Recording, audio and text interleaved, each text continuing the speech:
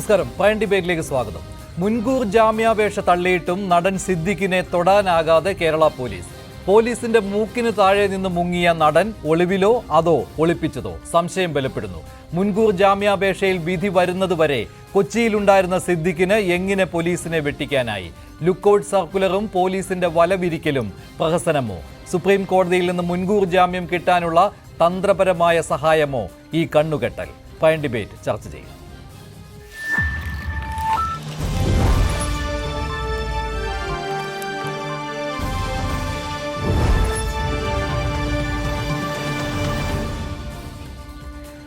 ഡിബേറ്റിൽ advocate Sreejith Perumana, Sri Vinu Kiriyath, Sri MK Haridas, advocate BN Haskar, Baiju Kottarakkara എന്നിവർ ചേരുകയാണ്. ആദ്യം ശ്രീജിത്ത് പെരുമന, ഇന്ന് ഉച്ചയ്ക്ക് ശേഷം വരെ സുപ്രീം കോടതിയിൽ മുൻകൂർ ജാമ്യാപേക്ഷ ഫയൽ ചെയ്തിട്ടില്ലായിരുന്നു സിദ്ദിഖ്. അതിൻ്റെ നിയമവശങ്ങൾ തേടുകയായിരുന്നു. പിന്നെ ഹൈക്കോടതിയിൽ നിന്ന് ഉള്ള വിധിയിലെ ചില പരാമർശങ്ങൾ നീക്കി കിട്ടുവാനും അദ്ദേഹം ശ്രമിക്കുമെന്നാണ് അറിയുന്നത്. എന്താണ് ലേറ്റസ്റ്റ് ആയിട്ട് താങ്കൾക്ക് കിട്ടിയിരിക്കുന്ന വിവരം?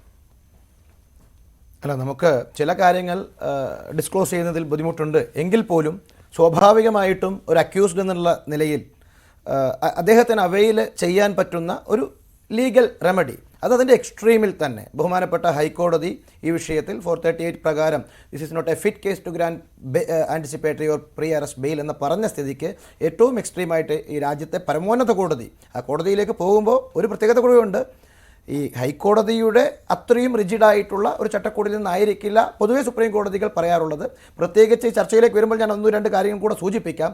അതിൻ്റെ ഒരു ആനുകൂല്യം കൂടെ ഈ ഒരു ആരോപണത്തിൽ കിട്ടും എന്ന് പ്രതീക്ഷിച്ചുകൊണ്ടാണ് സുപ്രീം കോടതിയിലേക്ക് പോയിട്ടുള്ളത്. തീർച്ചയായിട്ടും അത് ഒരു ലീഗലി അവൈലബിൾ ആയിട്ടുള്ള ഒരു റെമഡിയാണ്. അത് ആക്സസ് ചെയ്ത് തന്നെ ചെയ്തിട്ടുമുണ്ട്. പക്ഷേ ഇവിടെ സുപ്രീം കോടതി വിധികൾ തന്നെ ഉദ്ധരിച്ചുകൊണ്ടാണ് ഹൈക്കോടതിയുടെ വിധി വന്നിരിക്കുന്നത്. അത് പ്രത്യേകിച്ച് ഈ സമയം അല്ലെങ്കിൽ കാലതാമസം എടുത്തതിനെ കുറിച്ചുള്ള ആർഗ്യുമെന്റ് ഉണ്ടായിരുന്നുവല്ലോ. ഇത്രയും വർഷം കഴിഞ്ഞിട്ടാണ് ഇങ്ങനെയൊരു വെളിപ്പെടുത്തൽ ഉണ്ടായത്. ആദ്യം നടത്തിയ വെളിപ്പെടുത്തലിൽ ഈ ലൈംഗിക ആരോപണം ഉണ്ടായിരുന്നില്ല, ബലാത്സംഗം ചെയ്തു എന്ന് പറഞ്ഞിട്ടില്ല. ഇങ്ങനെയുള്ള വാദമുള്ളപ്പോൾ സുപ്രീം കോടതിയുടെ തന്നെ ഒരു ജഡ്ജ്മെന്റ് എടുത്ത് പറഞ്ഞുകൊണ്ടാണ് ഹൈക്കോടതിയുടെ വിധി വന്നിരിക്കുന്നത്. ജാമ്യാപേക്ഷ തള്ളിക്കൊണ്ട്, മുൻകൂർ ജാമ്യാപേക്ഷ തള്ളിക്കൊണ്ട്. അപ്പോൾ ഇതൊരു പ്രധാനപ്പെട്ട ഒരു ഘടകമായി മാറിയിട്ടുണ്ടല്ലോ ഈ വിധിന്യായത്തിൽ. ഒരിക്കലും അല്ല മഞ്ജു. സ്വാഭാവികമായിട്ടും എനിക്ക് തോന്നുന്നു അത് താങ്കളുടെ ഒരു അജ്ഞതയോ അല്ലെങ്കിൽ ഇത്തരത്തിലുള്ള ആൻറ്റിസിപ്പേറ്ററി ബെയിലിൻ്റെ ഓർഡറുകൾ ഞങ്ങളെ നിയമ വിദ്യാർത്ഥികളെ പോലെ അഭിഭാഷകരെ പോലെ നിരന്തരം വായിക്കാത്തത് കൊണ്ടോ ഉള്ള ഒരു പരിമിതിയാണ്. ഞാൻ ചോദിച്ചത് ഇത് delay in filing a complaint in a rape case is not fatal, അതാണല്ലോ പറഞ്ഞിരിക്കുന്നത് അല്ലേ ഹൈക്കോടതി? വളരെ കൃത്യമായിട്ട് അതാണ് ഞാൻ പറഞ്ഞത്. സുപ്രീം കോടതി വിധി തന്നെ എടുത്തു പറഞ്ഞുകൊണ്ടാണ് ഇങ്ങനെയൊരു വിധിന്യായത്തിൽ പറയുന്നത്. അത് ഏതിലാ പറഞ്ഞിരിക്കുന്നത്? ആന്റിസിപ്പേറ്ററി ബെയിലിന്റെ അതൊരു എന്തല്ല, ഒരു ജഡ്ജ്മെന്റ് അല്ല, ഒരു ഇനീഷ്യൽ സ്റ്റേജാണ്. അപ്പോൾ അതിൽ മഞ്ജുഷിൻ്റെ അറിവിലേക്ക് ഒരു കാര്യം കൂടെ പറയാം.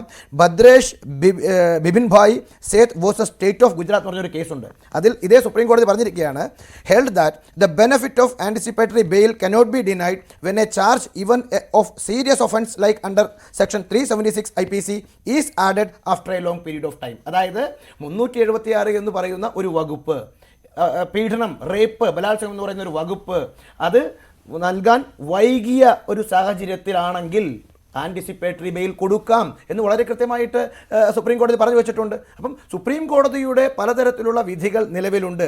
ആ വിധികൾ കോട്ട് ചെയ്തുകൊണ്ട് തന്നെയാണ് ഇപ്പം സ്വാഭാവികമായിട്ടും സുപ്രീം കോടതിയിലേക്ക് വരും ദിവസങ്ങളിൽ സുപ്രീം കോടതിയിൽ നിന്നൊരു വിധി പ്രതീക്ഷിക്കുകയും ചെയ്യാം. ശ്രീ വിനു കിരിയത്ത്, പക്ഷേ ഇവിടെ ഉയരുന്ന ഒരു ചോദ്യം എന്ന് പറയുന്നത്, ഇപ്പോൾ ഈ മുൻകൂർ ജാമ്യാപേക്ഷ തള്ളിയ സ്ഥിതിക്ക് പോലീസിന് സിദ്ദിഖിനെ അറസ്റ്റ് ചെയ്യുന്നതിൽ ഒരു നിയമ തടസ്സവുമില്ല. അത് മാത്രമല്ല, ഈ മുൻകൂർ ജാമ്യാപേക്ഷ പരിഗണിക്കുന്നതിന് മുൻപ് തന്നെ വേണമെങ്കിൽ കസ്റ്റഡിയിലെടുത്ത് ചോദ്യം ചെയ്യുവാനുള്ള അവസരമുണ്ടായിരുന്നു. പക്ഷേ അങ്ങനെ ഒരു ചോദ്യം ചെയ്യലിലേക്ക് പോലും പോയില്ല. അപ്പോൾ ഒരു ഒളിച്ചുകളി ഇവിടെ നടക്കുന്നുണ്ടോ? അങ്ങനെ ഒരു സംശയം ബലപ്പെടുന്നുണ്ട് ഇപ്പോൾ. മഞ്ജുഷിൻ്റെ ഫസ്റ്റിലത്തെ തുടങ്ങിയത് തന്നെ ഒളിച്ചതോ ഒളിപ്പിച്ചതോ എന്നുള്ളത് തന്നെയാണ്. ഇത് ജനങ്ങളുടെയും കൂടി ഒരു സംശയം തന്നെയാണ്. നമുക്ക് FIR എഴുതിയ പോലീസിന് അറിയാം തീർച്ചയായിട്ടും ഇത് ജാമ്യം കിട്ടാൻ സാധ്യത കുറവാണെന്ന്. അപ്പോൾ തീർച്ചയായിട്ടും ഒരു ശ്രദ്ധ ഉണ്ടായിരുന്നെങ്കിൽ ഇന്ന് മാറി നിൽക്കുന്നു അല്ലെങ്കിൽ ഒളിച്ചിരിക്കുന്നു എന്ന് പറയേണ്ടി വരില്ലായിരുന്നു. മഞ്ജുഷ് പറഞ്ഞ കറക്റ്റാണ്, നേരത്തെ ചോദ്യമൊക്കെ ചെയ്യായിരുന്നു. പക്ഷേ ശ്രീജിത്ത് പറഞ്ഞതുപോലെ ഒരു പ്രതി എന്ന് ആരോപിക്കുന്ന ഒരാളുടെ പ്രിവിലേജാണ് അയാൾക്ക് മേൽക്കോടതിയിൽ പോകാനായിട്ട്. അതിനുവേണ്ടി ഒരു വക്കീലിനെ സമീപിച്ചാൽ പിന്നെ വക്കീലാണ് അവിടെ കാര്യങ്ങൾ തീരുമാനിക്കുന്നത്. അല്ലാതെ നമുക്ക് ചെയ്യാൻ പറ്റില്ല. അതിനാണ് നമ്മൾ അവിടെ വക്കാലത്ത് ഒപ്പിടുന്നത്. അതിനകത്ത് ഒപ്പിട്ട് കഴിഞ്ഞാൽ പിന്നെ ഇവർ ചെയ്യുന്ന കാര്യങ്ങൾ നിങ്ങൾക്ക് കിട്ടും. എല്ലാ വക്കീലന്മാരും പ്രതീക്ഷയിലാണല്ലോ മേൽക്കോടതിയിലേക്ക് പോകുന്നത്. അപ്പോൾ അതുവരെ നിങ്ങൾ മാറി നിൽക്കുക. കാരണം വൺസ് ജയിലിൽ കിടന്നാൽ അയാൾ ജയിൽ പുള്ളിയായി മാറും, ഇല്ലേ? പിന്നെ ഈ ഒളിച്ച് നടക്കുന്നത് ഇത് ആദ്യമായിട്ടൊന്നും അല്ലല്ലോ. ഇവിടുത്തെ രാഷ്ട്രീയ നേതാക്കന്മാർ എത്രയോ പേര് നെഞ്ചുവേദന വന്ന് ആശുപത്രി പോയി കിടക്കാറുണ്ട് ജയിലിൽ പോകാതിരിക്കാൻ വേണ്ടി. ഇതുപോലെ ഒളിച്ച് നടക്കുന്നുണ്ട്. അപ്പോൾ അത് അവരുടെ രക്ഷപ്പെടാൻ വേണ്ടി ഒരു ആൾ ചെയ്യുന്നത് കൊണ്ട് തെറ്റില്ല. പക്ഷേ ഒരു സംഘടനയുടെ തലപ്പത്തിരുന്ന സിദ്ദിഖ് ഒരു പക്ഷേ ഇനി സുപ്രീം കോടതിയിൽ അദ്ദേഹത്തിന് ജാമ്യം കിട്ടിയില്ലെങ്കിൽ ഈ ഡ്രാമ കൂടുതൽ അദ്ദേഹത്തിന് മോശമായിട്ട് വരുമായിരുന്നു. ചോദ്യം ചെയ്യലിന് ഹാജരാകാമായിരുന്നു എന്നാണ് ഇത് നമുക്കൊക്കെ ഓരോ അഭിപ്രായങ്ങളുണ്ടല്ലോ. ചോദ്യം ചെയ്യാൻ ഹാജരാകാം, വേറൊന്നും ചെയ്യില്ല. പിന്നെ ജയിലിൽ പിടിച്ചിടുമോ ഇല്ലയോ എന്ന് പറഞ്ഞാൽ നമുക്കറിയാലോ. ഇപ്പോൾ ദിലീപ് ജയിലിൽ കിടന്നു 80 ദിവസത്തോളം. ഇന്നും അതിൻ്റെ വിധി വന്നിട്ടില്ല. അയാൾ നിരപരാധിയാണോ അപരാധിയാണോ ഒന്നും നമുക്ക് ഈ നിമിഷവും പിടിയില്ല. പക്ഷേ അയാൾ അനുഭവിച്ച് കഴിഞ്ഞു എന്ന് പറഞ്ഞ പോലെ ആ ഭയമൊക്കെ ചിലപ്പോൾ ഒരുപക്ഷെ സിദ്ദിഖിനും ഉണ്ടായിരിക്കാം. അതുകൊണ്ട് മാറി. പിന്നെ ഈ പറഞ്ഞ പോലെ വേണമെങ്കിൽ ഇതിനു മുമ്പേയൊക്കെ പിടിക്കാം പോലീസിനെ. അതൊന്ന് പിന്നെ ഈ പറഞ്ഞ പോലെ അതുകൊണ്ട് ഒരു വലിയ നടനാണ്, യാതൊരു സംശയമില്ല. വെറുതെ അദ്ദേഹം മാറി നിൽക്കുന്ന രാവിലെ വണ്ടിയിലൊക്കെ പോകുന്നതൊക്കെ എൻ്റെ ക്ലിപ്പിങ്സൊക്കെ ഇപ്പോൾ വന്നു കഴിഞ്ഞു. എങ്ങോട്ട് പോയി എവിടെ പോയി ഇപ്പം പിടിക്കും പോലീസ്, വീട്ടിലേക്ക് ഇപ്പോൾ പലരും പറയുന്നത് കേട്ട് ഇതുവരെ ആ വീടിൻ്റെ ഏരിയ പോലും പോലീസ് പോയിട്ടില്ല എന്നൊക്കെയാണ് യൂട്യൂബിലൊക്കെ കിടക്കുന്നത്. അപ്പോൾ ഇതിൻ്റെ സത്യാവസ്ഥ നമുക്കറിയില്ല. എന്തായാലും അവർ ഇപ്പോൾ മുൻകൂർ ജാമ്യാപേക്ഷയിൽ വിധി വരുന്ന ദിവസം ആ ദിവസം സിദ്ദിഖ് നിരീക്ഷണത്തിലായിരുന്നുവെങ്കിൽ സ്വാഭാവികമായിട്ടും സിദ്ദിഖിന് ഒളിച്ചു കിടക്കാൻ കഴിയില്ലായിരുന്നു. അത് മാത്രമല്ല കൊച്ചിയിൽ അദ്ദേഹം ഉണ്ടായിരുന്നു ആ ദിവസങ്ങളിൽ. അതെ അപ്പോൾ ഇപ്പോൾ എന്തായാലും സുപ്രീം കോടതിയിൽ പൊക്കഴിഞ്ഞു. അപ്പോൾ ഇനിയിപ്പോൾ എന്താ അവിടെ വിധി വരുന്നവർ ഇവിടുത്തെ കാത്തിരിക്കും എന്നാണ് എനിക്ക് തോന്നുന്നത്. അപ്പോൾ മഞ്ജുഷിൻ്റെ ചോദ്യം തന്നെയാണ് നമുക്കും ചോദിക്കുന്നത്, ഒളിച്ചതോ ഒളിപ്പിച്ചതോ? അതാണ് ഇവിടെ സംഭവിച്ചിരിക്കുന്നത്. സുപ്രീം കോടതിയിൽ ഒരു ഈ മുൻകൂർ ജാമ്യാപേക്ഷ കൊടുക്കുമ്പോൾ ഒരു കീഴ്വഴക്കം എന്ന രീതിയിൽ അറസ്റ്റിലേക്ക് സാധാരണ പോകാറില്ല, അല്ലേ? അതുകൊണ്ട് അതൊരു കീഴ്വഴക്കം മാത്രമാണ്. പക്ഷേ അതിൽ പലപ്പോഴും പൊതുജനങ്ങൾക്കും പല ആളുകൾക്കും മാധ്യമങ്ങൾക്കൊക്കെ ഉള്ള ഒരു സംശയമാണ്. കീഴ്വഴക്കം മാത്രമാണ്. ഒരു ആള്, ഒരു അക്യൂസ്ഡ് ഹൈക്കോടതിയിലോ സുപ്രീം കോടതിയിലോ ഒരു ആന്റിസിപ്പേറ്ററി ബെയിൽ പ്ലീ സമർപ്പിച്ചു എന്നതിൻ്റെ അടിസ്ഥാനത്തിൽ ഒരു തരത്തിലും ഇൻവെസ്റ്റിഗേഷൻ ഗേറ്റിംഗ് ഓഫീസർക്ക് അറസ്റ്റ് ചെയ്യുന്നതിനോ ഇൻട്രോഗേറ്റ് ചെയ്യുന്നതിനോ ജാമ്യം കൊടുക്കാതെ അവസരം കൊടുക്കും, അല്ലേ? അതൊരു എന്താ പറയാ, നമ്മുടെ ഒരു നിയമവ്യവസ്ഥയിൽ എഴുതപ്പെടാത്ത ഒരു അതായത് ഇപ്പോഴും കേരള പോലീസിന് സിദ്ദിഖിനെ കസ്റ്റഡിയിലെടുത്ത് ചോദ്യം ചെയ്യുന്നതിൽ ഒരു തടസ്സവുമില്ല. അതിജീവിതം പോയിരിക്കുകയല്ലേ, കൊടുക്കാൻ പാടില്ല എന്ന് അത് സുപ്രീം കോടതിയിൽ സിദ്ദിഖ് ഇങ്ങനെ ഒരു അപേക്ഷ നൽകുമ്പോൾ ഞങ്ങളുടെ ഭാഗം കൂടി ഒരു തടസ്സ ഹർജി, അതായത് ഏകപക്ഷീയമായി സ്റ്റേറ്റിനെയും അതിജീവിതയും കേൾക്കാതെ ഒരു തീരുമാനം എടുക്കരുത് എന്ന് പറഞ്ഞുകൊണ്ടാണ്. സ്റ്റേറ്റ് ആരുടെ ഭാഗത്താണ്? സ്റ്റേറ്റിനെതിരായിട്ടാണല്ലോ ക്രൈം, അല്ലാതെ ഇത് അതിജീവിതക്കെതിരായിട്ടൊന്നല്ല. It's a crime against the state, society, സമൂഹത്തിനെതിരായിട്ടുള്ള. അപ്പോൾ ഇതെല്ലാം അംഗീകരിക്കുന്നുണ്ടെങ്കിൽ പോലും മഞ്ജുഷ്, ഇവിടെയുള്ള ഏറ്റവും പ്രധാനപ്പെട്ട ചോദ്യം ചോദിച്ചില്ലെങ്കിൽ പോലും ഞാനൊരു മറുപടി പറയാം. ഒരു സാമാന്യ നീതി എന്നുള്ളതുണ്ട്, ഒരു സാമൂഹിക നീതി എന്നുള്ളതുണ്ട്. അത് സെലക്റ്റീവ് ആവരുത്, ചൂസ് ചെയ്യാൻ പിക്കി ആവരുത്. ഇതാണ് ഏറ്റവും പ്രധാനമായിട്ട് ഈ സമൂഹത്തോട് മാധ്യമങ്ങളോട് പറയാനുള്ളത്. ആവർത്തിച്ച് മാധ്യമങ്ങളോട് കോടതികൾ ഉൾപ്പെടെ സമൂഹം ഉൾപ്പെടെ പറഞ്ഞുകൊണ്ടിരിക്കുന്നത്. ഏതെങ്കിലും അക്യൂസ്ഡിനെ അല്ലെങ്കിൽ ഏതെങ്കിലും പ്രതികളെ രക്ഷിക്കാൻ വേണ്ടിയിട്ടുള്ള ഒരു ശ്രമം ആരുടെയെങ്കിലും ഭാഗത്തുനിന്ന് റേപ്പ് പോലുള്ള അത്രയും ഹീനസ് ആയിട്ടുള്ള ഒരു ക്രൈമിൽ ഉണ്ടാകുമെന്ന് ഞാൻ വിചാരിക്കുന്നില്ല.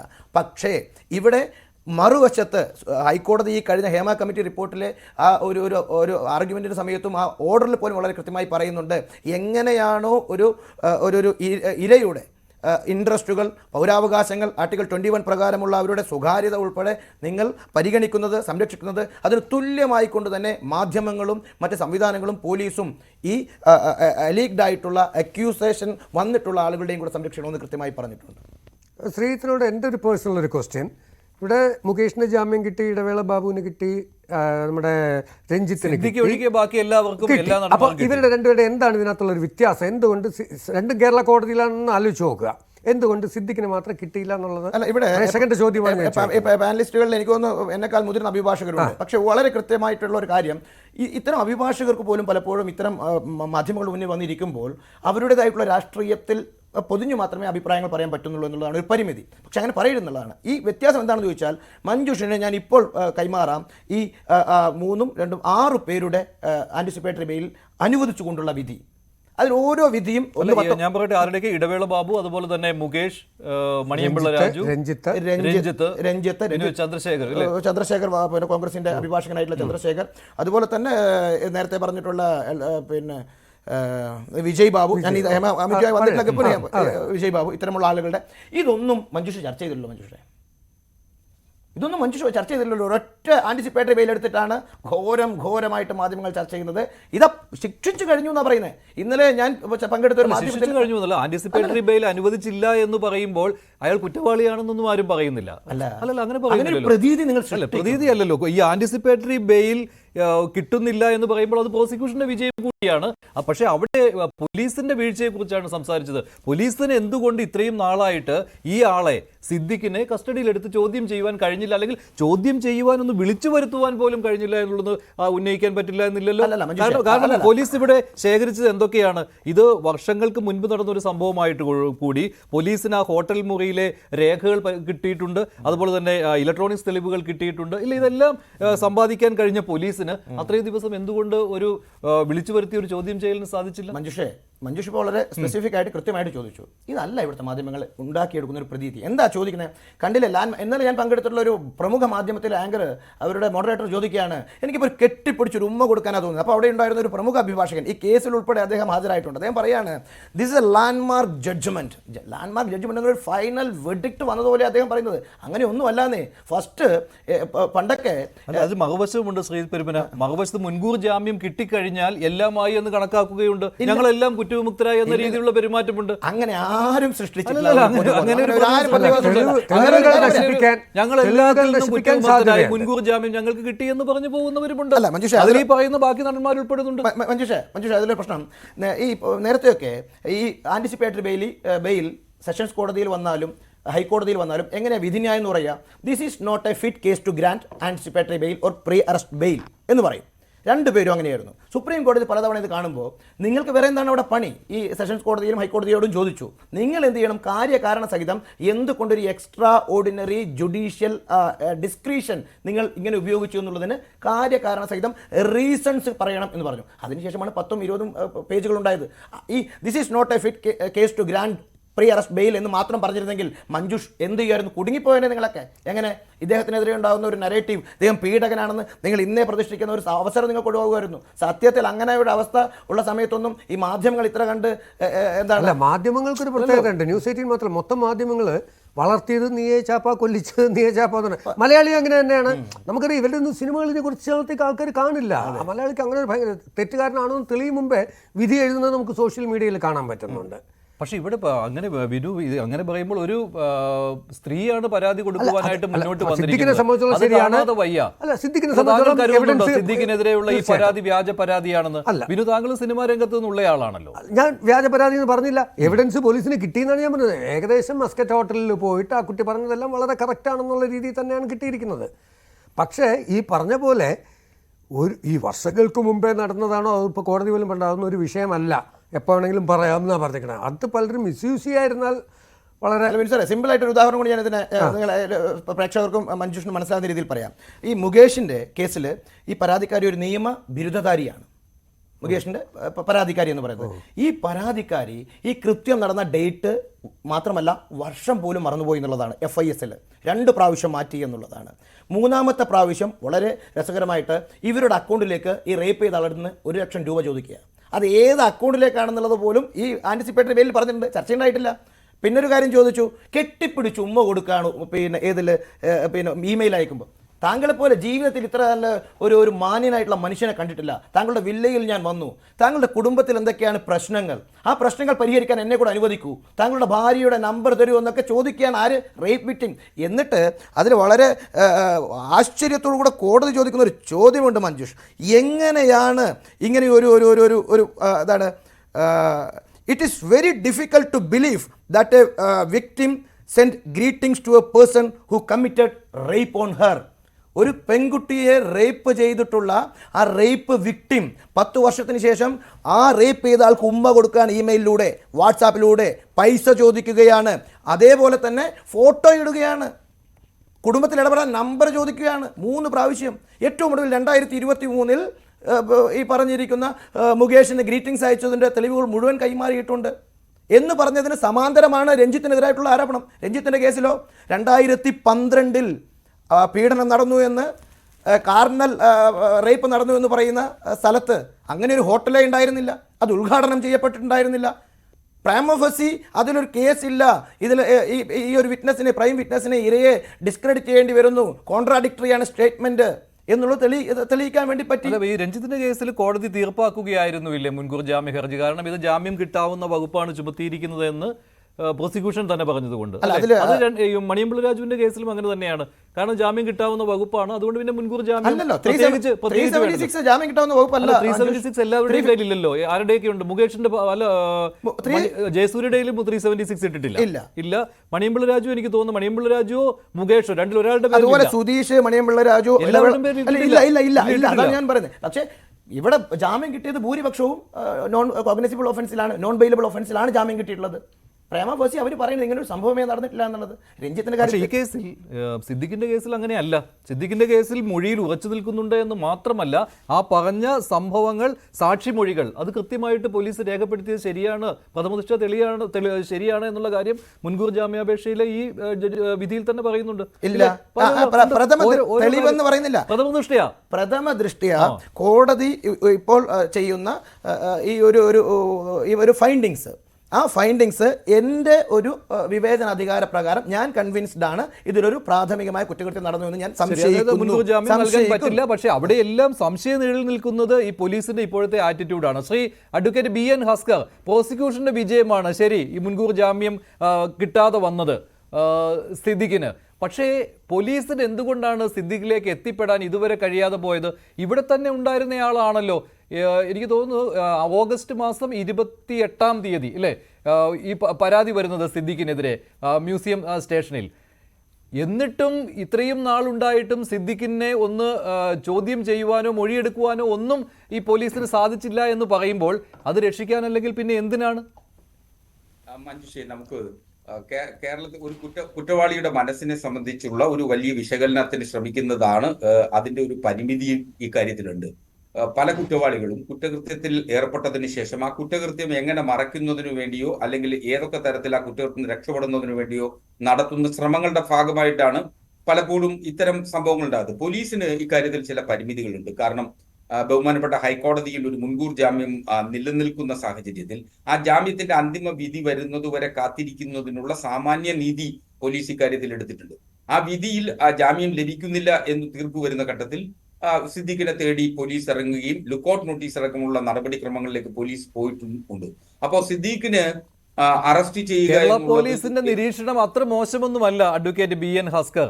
കൊച്ചിയിൽ നിന്ന് രക്ഷപ്പെട്ടു പോകുവാൻ സിദ്ദിഖിന് കഴിയാവുന്ന തരത്തിൽ അല്ല. അത് നമുക്കിപ്പോ ഒരാൾക്ക് കേരളത്തിലെ എത്ര നാൾ ഹൈഡ് ഔട്ട് ചെയ്യാൻ കഴിയും എന്നുള്ളതൊരു വലിയ പ്രശ്നമുണ്ട്. മാത്രമല്ല, ഇപ്പൊ നിലവിലെ സാഹചര്യം അനുസരിച്ചിട്ട് 4-ാം തീയതി മുതൽ ബഹുമാനപ്പെട്ട സുപ്രീം കോടതി 13-ാം തീയതി വരെ അവധിയിലേക്ക് പോവുകയാണ്, പൂജ ഹോളിഡേയ്സ് വരെയാണ്. അപ്പൊ സ്വാഭാവികമായും വരും ദിവസങ്ങളിൽ സുപ്രീം കോടതിയിൽ ബെയിൽ ആപ്ലിക്കേഷൻ ഫയൽ ചെയ്താൽ തന്നെ ആ ബെയിൽ ആപ്ലിക്കേഷൻ കേൾക്കുന്നതിന് കേരള തടസ്സ ഹർജി already file bail application file ചെയ്തിട്ടുണ്ട് അല്ലെ? മുൻകൂർ ജാമ്യാപേക്ഷ നൽകിയിട്ടുണ്ട് സുപ്രീം കോടതിയിൽ സിദ്ദിഖ്. വൈകിട്ട് അങ്ങനെ ഫയലിംഗ് നടന്നിട്ടുണ്ട്. താങ്കൾ പറയുന്ന 4-ാം തീയതി മുതൽ പൂജ ഹോളിഡേയ്സിനുള്ള അവധിയാണ്. പക്ഷേ അടിയന്തരമായിട്ടുള്ള ഒരു പരിഗണന കിട്ടിയാൽ വിധി വരും അതിനു മുൻപ് അല്ലെ? ഈ കേസിന്റെ നമ്പർ SLP നമ്പർ വന്നതിന് ശേഷം SLP നമ്പർ വന്നതിന് ശേഷം കോടതിയിൽ മെൻഷൻ ചെയ്ത് പോസ്റ്റ് ചെയ്യിക്കുന്നതിനുള്ള ഒരു സംവിധാനമുണ്ട് സുപ്രീം കോടതിയിൽ. അപ്പൊ സ്വാഭാവികമായി സുപ്രീം കോടതിയിൽ അത് മെൻഷൻ ചെയ്ത് പോസ്റ്റ് ചെയ്യിക്കുന്നതിന് ശ്രീ സിദ്ദീഖിന്റെ അഭിഭാഷകർക്ക് കഴിഞ്ഞാൽ സ്വാഭാവികമായും അത് കേൾക്കും. അപ്പോ ഇതിൽ ഇന്റർവീനറായിട്ട് ഓൾറെഡി അതിജീവിത ഈ കേസിൽ ഹാജരായിട്ടുണ്ട്. അപ്പോ അതിജീവിതയെ കൂടി കേൾക്കുകയും സംസ്ഥാന സർക്കാരിനെ കൂടി കേൾക്കുകയും ചെയ്യുക എന്നുള്ള പരിമിതി ഇക്കാര്യത്തിൽ സുപ്രീം കോടതിക്കുണ്ട്. അത് കേട്ടതിന് ശേഷം മാത്രമേ ഒരു നോട്ട് ടു അറസ്റ്റ് എന്ന് പറയുന്ന ഒരു ഉത്തരവ് ഒരുപക്ഷെ സുപ്രീം കോടതി ഇക്കാര്യത്തിൽ കൊടുക്കാനാവൂ. മാത്രമല്ല, വളരെ സുദീർഘമായിട്ടുള്ള ഒരു വിധിന്യായമാണ് ജസ്റ്റിസ് ഡയസ് ഇക്കാര്യത്തിൽ നടത്തിയിട്ടുള്ളത്. അപ്പൊ സ്വാഭാവികമായും ആ വിധിന്യായത്തെ മറികടന്നു കൊണ്ടുവേണം സുപ്രീം കോടതിക്ക്, അല്ലെങ്കിൽ അതിൽ ചൂണ്ടിക്കാണിച്ചിരിക്കുന്ന മറ്റ് സുപ്രീം കോടതിയുടെ അടക്കമുള്ള മറ്റ് രാജ്യത്തെ നിയമമായി മാറി നിൽക്കുന്ന വിധിന്യായങ്ങളെ കൂടി മാറ്റിവെച്ച് നോക്കി വേണം ഇക്കാര്യത്തിൽ ഒരു തീരുമാനം എടുത്തത്. കാരണം അങ്ങനെ നോക്കുന്ന ഘട്ടത്തിൽ മാത്രമേ ഇത് ചെയ്യാൻ കഴിയൂ. അപ്പൊ അങ്ങനെ ഒരു സാഹചര്യത്തിലേക്ക് വരണം എന്നുള്ളിൽ അതിനുള്ളിൽ സിദ്ദീഖിനെ കണ്ടെത്തുക, സിദ്ദീഖിനെ അറസ്റ്റ് ചെയ്യുക തുടങ്ങിയിട്ടുള്ള നടപടിക്രമങ്ങളാണ് പോലീസ് ഇപ്പോൾ നടത്തിക്കൊണ്ടിരിക്കുന്നത്. പോലീസിന് അത് സാധിക്കും. കേരള പോലീസിന് അങ്ങനെ നമുക്ക് നിസ്സാരവൽക്കരിച്ച് കാണാൻ കഴിയില്ല. പോലീസ് ഒരു തരത്തിലും ഇക്കാര്യത്തിൽ അലംഭാവം കാണിച്ചിട്ടില്ല. കാരണം നമുക്കറിയാലോ, ഹേമ കമ്മിറ്റി റിപ്പോർട്ടിലെ സൂചനകളെ സംബന്ധിച്ച് പോലീസ് പ്രത്യേക അന്വേഷണ സംഘത്തെ രൂപീകരിക്കുകയും പരാതി നൽകുന്ന മുഴുവൻ ആളുകളുടെയും പരാതി അത് പക്ഷേ തുടക്കത്തിൽ അങ്ങനെ ഒരു കാര്യത്തിലേക്ക് പോയിരുന്നില്ല കേട്ടോ. അങ്ങനെ സർക്കാർ പോലും അങ്ങനെ ഒരു തീരുമാനം എടുത്തിട്ടില്ല. ഈ ഹേമ കമ്മിറ്റി റിപ്പോർട്ടിൽ തുടക്ക സമയത്ത് പരാതി വരട്ടെ, എന്നാൽ പരിഗണിക്കാം എന്നുള്ളതായിരുന്നു. പിന്നെ ആ സമ്മർദ്ദം ശക്തമായപ്പോൾ, വിമർശനങ്ങൾ ഉണ്ടായ സമയത്താണ് SITയിലേക്ക് വന്നതും ഹൈക്കോടതിയിൽ നിന്ന് കൃത്യമായ നിർദ്ദേശം കിട്ടിയ ശേഷമാണ് ഇപ്പോൾ ഈ ഹേമ കമ്മിറ്റി റിപ്പോർട്ടിലെ മൊഴികൾ കൂടി പരിശോധിച്ച് ആളുകൾക്കെതിരെ കേസെടുക്കാം എന്ന തീരുമാനത്തിലേക്ക് വന്നതും. സ്വമേധയ അല്ല ഇക്കാര്യങ്ങളൊന്നും വന്നത്. അതുമാത്രമല്ല, ഹൈക്കോടതിയുടെ മുൻകൂർ ജാമ്യാപേക്ഷാ വിധിയിൽ സിദ്ദിഖിന്റെ കാര്യത്തിൽ അതിൽ ഹേമ കമ്മിറ്റി റിപ്പോർട്ട് പരാമർശ വിഷയമായതും ഈ കാരണം കൊണ്ട് കൂടിയാണ് അഡ്വക്കേറ്റ് BN ഹസ്കർ. ഈ സുപ്രീം കോടതി വിധി നീണ്ടുപോകുന്ന ഒരു സാഹചര്യം ഉണ്ടായാൽ പോലീസിന് മേൽ സമ്മർദ്ദം വരുമെന്ന കാര്യം ഉറപ്പാണ്. അവിടെ ഈ കീഴ്വഴക്കങ്ങൾ മാറ്റിവെച്ചുകൊണ്ട് അറസ്റ്റിലേക്ക് പോയാലും അത്ഭുതപ്പെടേണ്ടതില്ല എന്ന് കരുതാം. പക്ഷേ പൊതുവെ അങ്ങനെ ഒരു അറസ്റ്റ് ഉണ്ടാകാറില്ലല്ലോ കോടതി മുൻകൂർ ജാമ്യാപേക്ഷ പരിഗണിക്കുമ്പോൾ. സാധാരണഗതിയിൽ ഒരു മുൻകൂർ ജാമ്യാപേക്ഷ ഏതെങ്കിലും കോടതിയുടെ പരിഗണനയിൽ ഇരിക്കുന്ന ഘട്ടത്തിൽ അറസ്റ്റ് ചെയ്യുന്ന കീഴ്വഴക്കം ഉണ്ടായിട്ടില്ല. അറസ്റ്റ് ചെയ്യുന്നതിന് തടസ്സമൊന്നുമില്ല. പക്ഷെ കോടതിയുടെ വിധിന്യായത്തെ ലംഘിക്കുന്നു, അല്ലെങ്കിൽ കോടതിയുടെ പരിഗണനയിൽ ഇരിക്കുന്ന ഒരു വിഷയത്തിന്മേൽ അതിരുകടന്ന പ്രവർത്തനം നടത്തുന്നത് ശരിയല്ല എന്ന ഒരു മാനസികാവസ്ഥയുടെ ഭാഗമായി കാലാകാലങ്ങളായി പോലീസ് എടുത്തിട്ടുള്ള ഒരു സമീപനം അങ്ങനെ അറസ്റ്റ് ചെയ്യാറില്ല.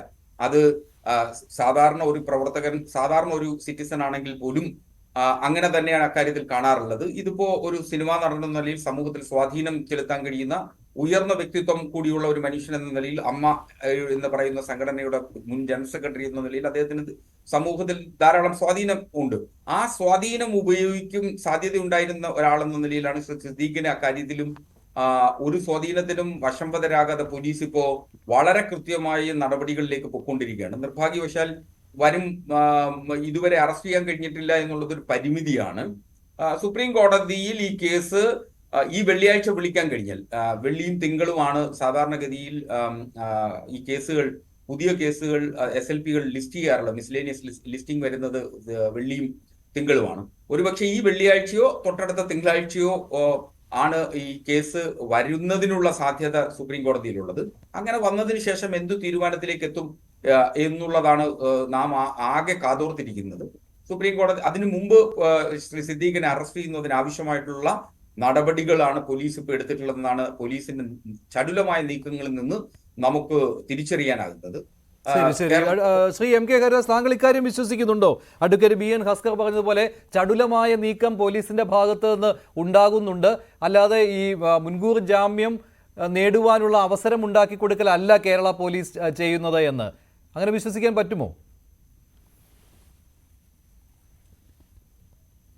ഒരിക്കലും വിശ്വസിക്കാൻ പറ്റില്ല. സിദ്ദിഖ് ഭദ്രമായിട്ടിരിക്കുന്നത് ഇവിടുത്തെ ഉന്നതരായ പോലീസ് ഏമാന്മാരുടെ തൊപ്പിക്കടിയിലാണ്. അതുകൊണ്ട് തന്നെ നമ്മൾ എവിടൊക്കെ തപ്പിക്കഴിഞ്ഞു കഴിഞ്ഞാലും അച്ഛൻ പത്തായത്തിലുമില്ല, അച്ഛൻ കലത്തിലുമില്ല എന്നുള്ള പഴഞ്ചൊല്ലിനെ അനുസ്മരിപ്പിക്കുമാറാണ് സിദ്ദിഖിന്റെ ഇപ്പോഴത്തെ ഒളിവിൽ ജീവിതം. സിദ്ദിഖ് എവിടെ ഉണ്ട് എന്നുള്ളത് കൃത്യമായിട്ട് പോലീസിന് നന്നായിട്ട് അറിയാം. ഇന്ന് 11:30 നിങ്ങൾ മാധ്യമപ്രവർത്തകര് ഏതൊക്കെയോ ചാനലിന്റെ മറ്റേ അദ്ദേഹത്തിന്റെ ഫോണിൽ ട്രൈ ചെയ്തപ്പോൾ അദ്ദേഹം എവിടെയാണ്, അദ്ദേഹത്തിന്റെ ഫോൺ വർക്ക് ചെയ്തുല്ലോ, അദ്ദേഹം ഫോൺ എടുത്തില്ല, സംസാരിച്ചില്ല. പക്ഷെ ഫോൺ അദ്ദേഹത്തിന് ലൊക്കേറ്റ് ചെയ്യാമായിരുന്നില്ല എവിടെയാണ് എന്നുള്ളത്. അപ്പോൾ ഇവിടുത്തെ ഏമാന്മാരുടെ സുരക്ഷിതമായിട്ടുള്ള താവളത്തിൽ സുരക്ഷിതനായിട്ട് ഇരിക്കുകയാണ് സിദ്ദിഖ് എന്നുള്ള കാര്യത്തിൽ യാതൊരു സംശയവുമില്ല. ശ്രീ അസ്കറിന്റെ ഈ ഹേമ കമ്മിറ്റി റിപ്പോർട്ടിൽ ചടുലമായിട്ടുള്ള നീക്കങ്ങളിലൂടെ സംസ്ഥാന സർക്കാർ എടുത്ത നടപടികളെ കുറിച്ച് പറയുമ്പോൾ ഞങ്ങളൊക്കെ ഈ നാട്ടിൽ ജീവിക്കുന്നവരല്ലേ ശ്രീ അസ്കർ? എന്ത് നടപടി? 4.5 കൊല്ലം അതിന്റെ മുകളിൽ അടയിരുന്ന നടപടിയാണോ താങ്കൾ ഈ പറയുന്നത്? അതിനുശേഷം കേരള ഹൈക്കോടതി ഇന്നലെ വരെ ഈ സിദ്ദിഖിന്റെ ജാമ്യം തള്ളിയിട്ട് പോലും ഈ ഹേമ കമ്മിറ്റി റിപ്പോർട്ടിന്റെ മുകളിൽ നടപടിയെടുക്കാത്ത സർക്കാരിനെ വിമർശിച്ചതാണോ? ഈ സർക്കാരിന്റെ നടപടികളെ ശ്ലാഘനീയമായിട്ട് അങ്ങ് വാഴ്ത്തിക്കൊണ്ടിരിക്കുന്നത്? ഒരു നടപടിയും ഈ ഹേമ കമ്മിറ്റി റിപ്പോർട്ടിന്റെ മുകളിൽ എടുത്തിട്ടില്ല. അതിനുശേഷം കേരളത്തിലുണ്ടായ സംഭവ വികാസങ്ങൾ കേരളത്തിലെ ജനങ്ങൾ അങ്ങേയറ്റം ഉത്കണ്ഠയോടുകൂടിയാണ് കാണുന്നത്. എങ്ങനെയാണ് ഈ മുകേഷ് എന്ന് പറയുന്ന വ്യക്തിയെ ഇന്നും നിങ്ങൾ ജനപ്രതിനിധിയായിട്ട് ഇടതുപക്ഷ ജനാധിപത്യ മുന്നണി തുടരുന്നത്? ഈ വലതുപക്ഷ ജനാധിപത്യ മുന്നണിയുടെ അല്ലെങ്കിൽ നമ്മുടെ എന്താ പറയേണ്ടത് 2 MLA-മാരെ വിൻസെന്റിന്റെയും അതുമാതിരി തന്നെ പെരുമ്പാവൂർ MLA-യും രാജിവെച്ചില്ല എന്നുള്ള ധാർമ്മികത തന്നെയാണോ ഇവിടെ ഇടതുപക്ഷ ജനാധിപത്യ മുന്നണിക്കുമുള്ള ധാർമ്മികത? അത് നിങ്ങൾ രാജിവെപ്പിച്ചില്ല, പോട്ടെ. അത് കഴിഞ്ഞിട്ട് എങ്ങനെയാണ് അദ്ദേഹത്തിന് കീഴ്ക്കോടതിയിൽ നിന്ന് ജാമ്യം ലഭിച്ചത്? പ്രോസിക്യൂഷന്റെ കൃത്യമായ പരാജയത്തിന്റെ മുകളിലാണ് അദ്ദേഹത്തിന് ജാമ്യം ലഭിച്ചത് എന്ന് കേരളത്തിലെ വലിയൊരു വിഭാഗം ജനങ്ങൾ വിശ്വസിക്കുന്നു.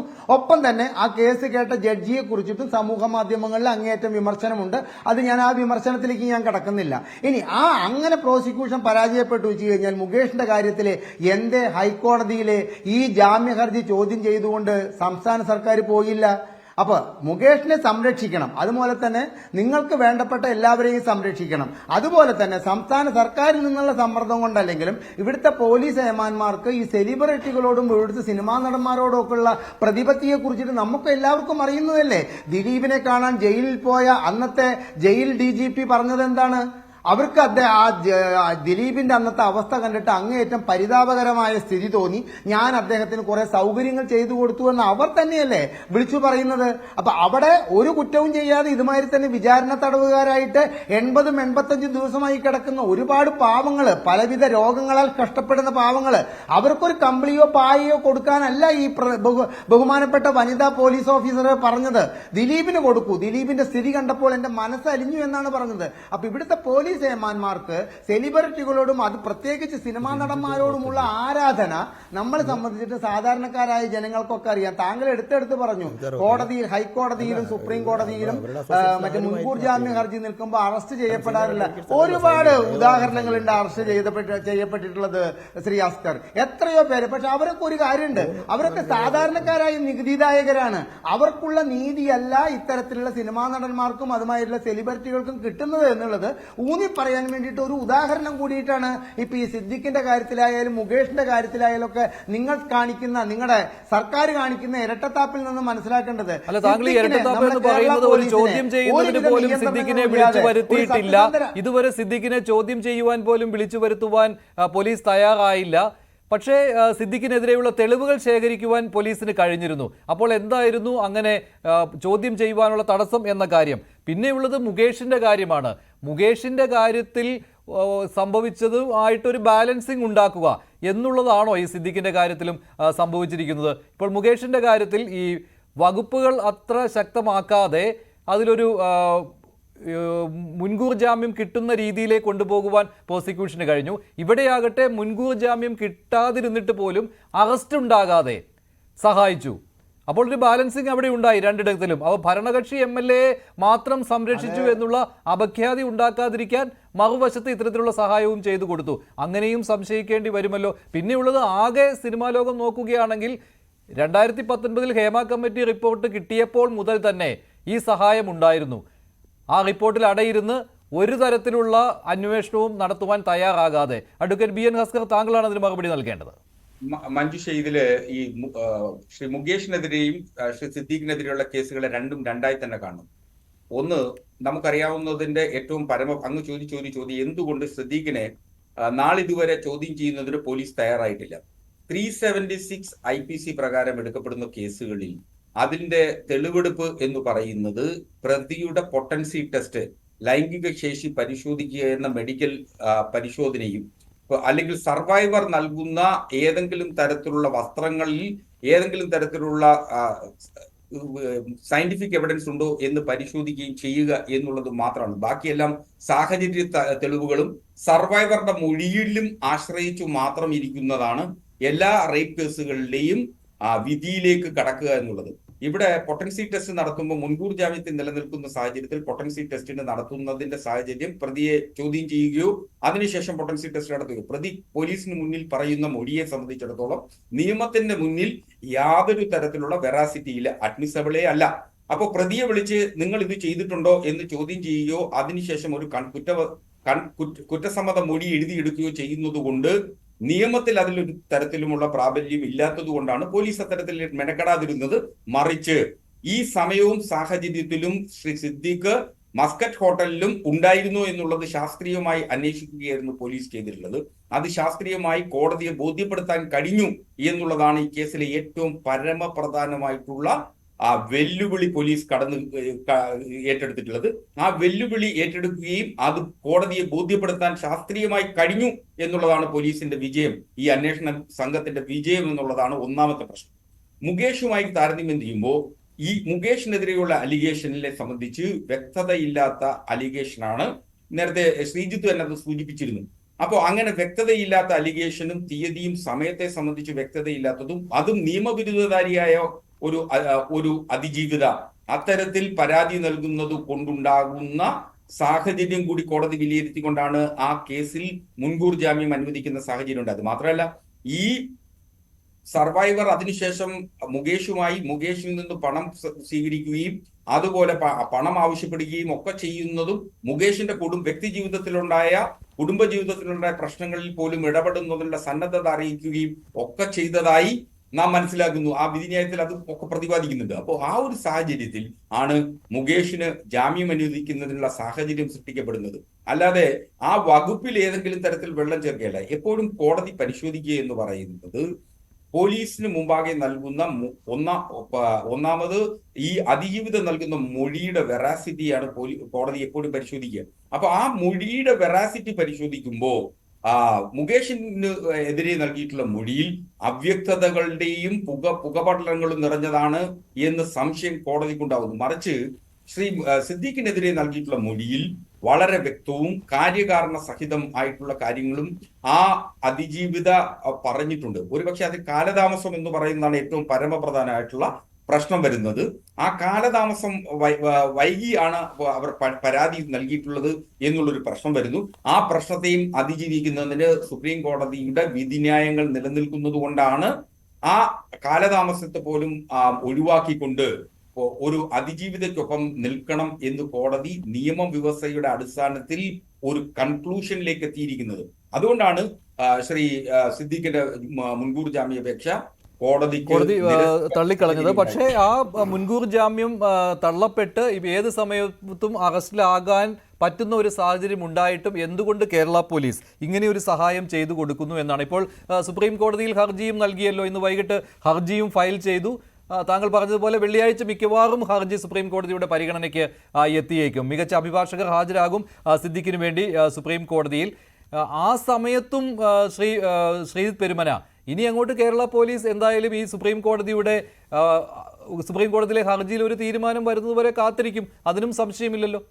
അല്ല, അവിടെയാണ് ഇവിടെ ശ്രീ അസ്കർ വക്കീൽ പറഞ്ഞതുപോലെ അസ്കർ വക്കീൽ കുറച്ച് ബാലൻസ്ഡ് ആയിട്ട് പറയേണ്ടത് അദ്ദേഹത്തിൻ്റെ ഒരു ബാധ്യത ആയതുകൊണ്ട് ഞാൻ അതിലേക്ക് ഇടപെടുന്നില്ല. പക്ഷേ നോക്കൂ, എന്താണോ മുകേഷിൻ്റെ കേസിലുള്ളത്, സമാനമായിട്ടുള്ള കോൺട്രാഡിക്ടറി ആയിട്ടുള്ള സ്റ്റേറ്റ്മെൻറ്റുകൾ, ഡിലേ ഇൻ ഫയലിംഗ് FIS-ലുള്ള അവ്യക്തതകൾ എല്ലാം കൃത്യമായിട്ട് ഇതിലും നിലനിൽക്കുന്നുണ്ട്.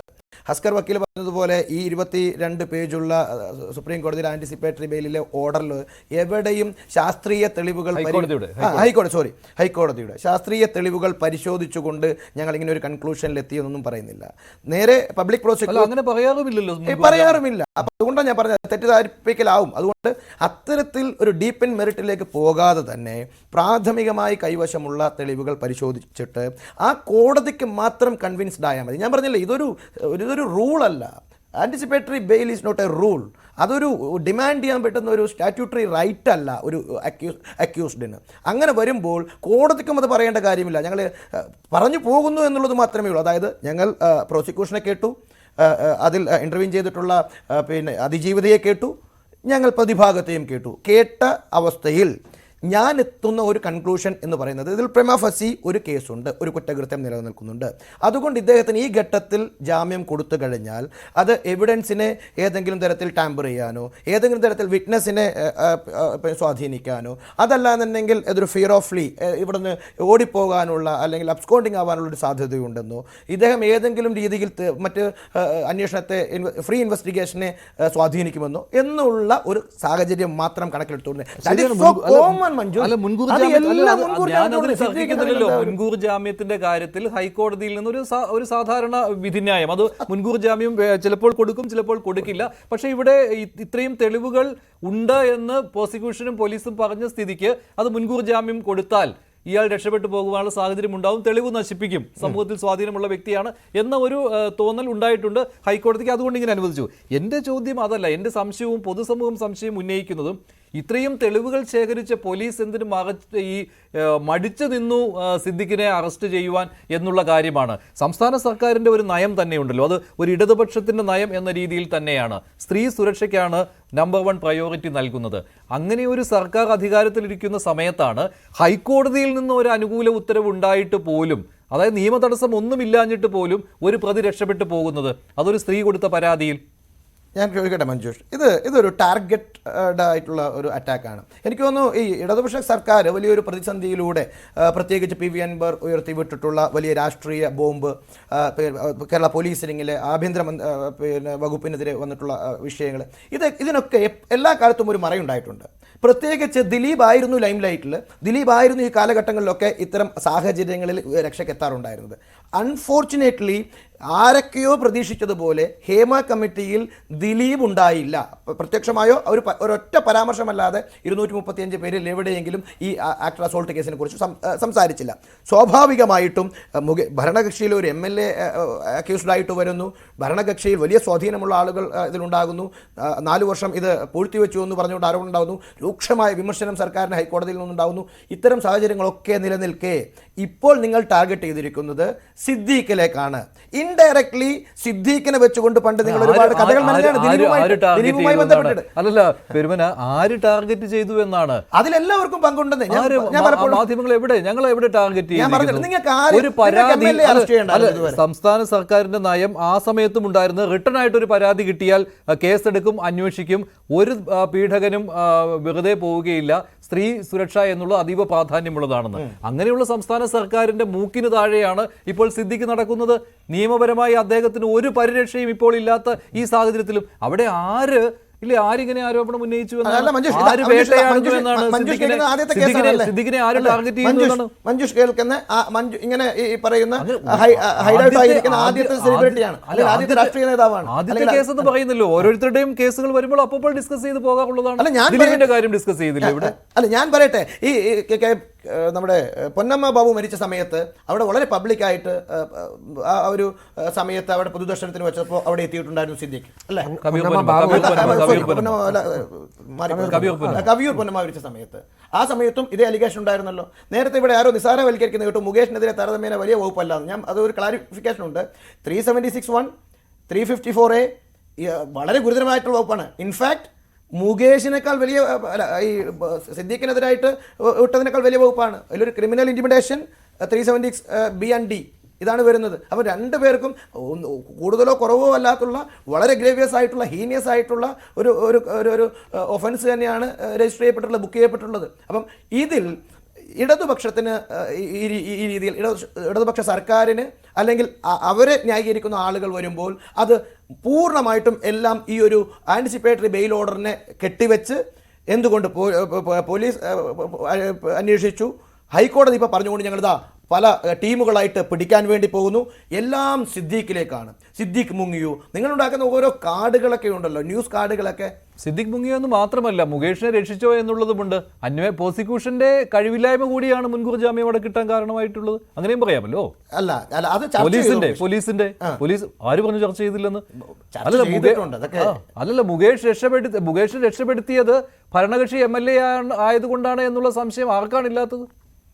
അത് മാത്രമല്ല, അതിനകത്ത് വലിയൊരു പ്രശ്നം ജനങ്ങൾക്ക് മാധ്യമങ്ങൾ എന്ത് പറയുന്നു എന്നുള്ളതല്ല, സർക്കാരിനെയാണ് ജനങ്ങൾ എപ്പോഴും ഉറ്റുനോക്കുന്നത്. പ്രതിബദ്ധത സർക്കാരിനാണ് ജനങ്ങളോട്.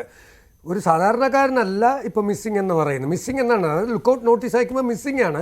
സിദ്ദിഖ് എന്ന് പേര് പറയുമ്പോൾ തന്നെ ആ മുഖം എല്ലാ മലയാളികൾക്കും മനസ്സിലാവുന്നൊരു വ്യക്തി ഈ കേരളത്തിലെ ഇട്ടാവട്ടത്തിൽ. അപ്പോൾ ഇന്നിപ്പം മേലുദ്യോഗസ്ഥർ പറയുന്നുണ്ട് ആരാണോ ഒളിപ്പിച്ച് താമസിച്ചത് അവർക്കെതിരെ നിയമ നടപടി സ്വീകരിക്കും എന്നൊക്കെയാണ് പറയുന്നത്. പക്ഷേ അതൊക്കെ നടക്കുന്ന കാര്യം.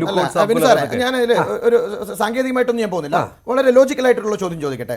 ഞാൻ ഒരു ക്രൈമിൽ എന്നെ പെടുത്തിയെന്ന് എനിക്കൊരു ഒരു സ്വാഭാവിക ധാരണയുണ്ടാകുന്നു, ഒരു അപ്രിഹെൻഷൻ ഉണ്ടാകുന്നു, അല്ലെങ്കിൽ തോന്നലുണ്ടാകുന്നു, പെടുത്തും എന്ന് തോന്നലുണ്ടാകുന്നു. ഈ ആൻറ്റിസിപ്പേറ്ററി ബെയിലിൻ്റെ ഒരു പ്രത്യേകത എന്ന് പറയുന്നത് FIR വേണ്ട എനിക്ക് ഹൈക്കോടതിയെയോ സെഷൻസ് കോടതിയോ സമീപിക്കാൻ.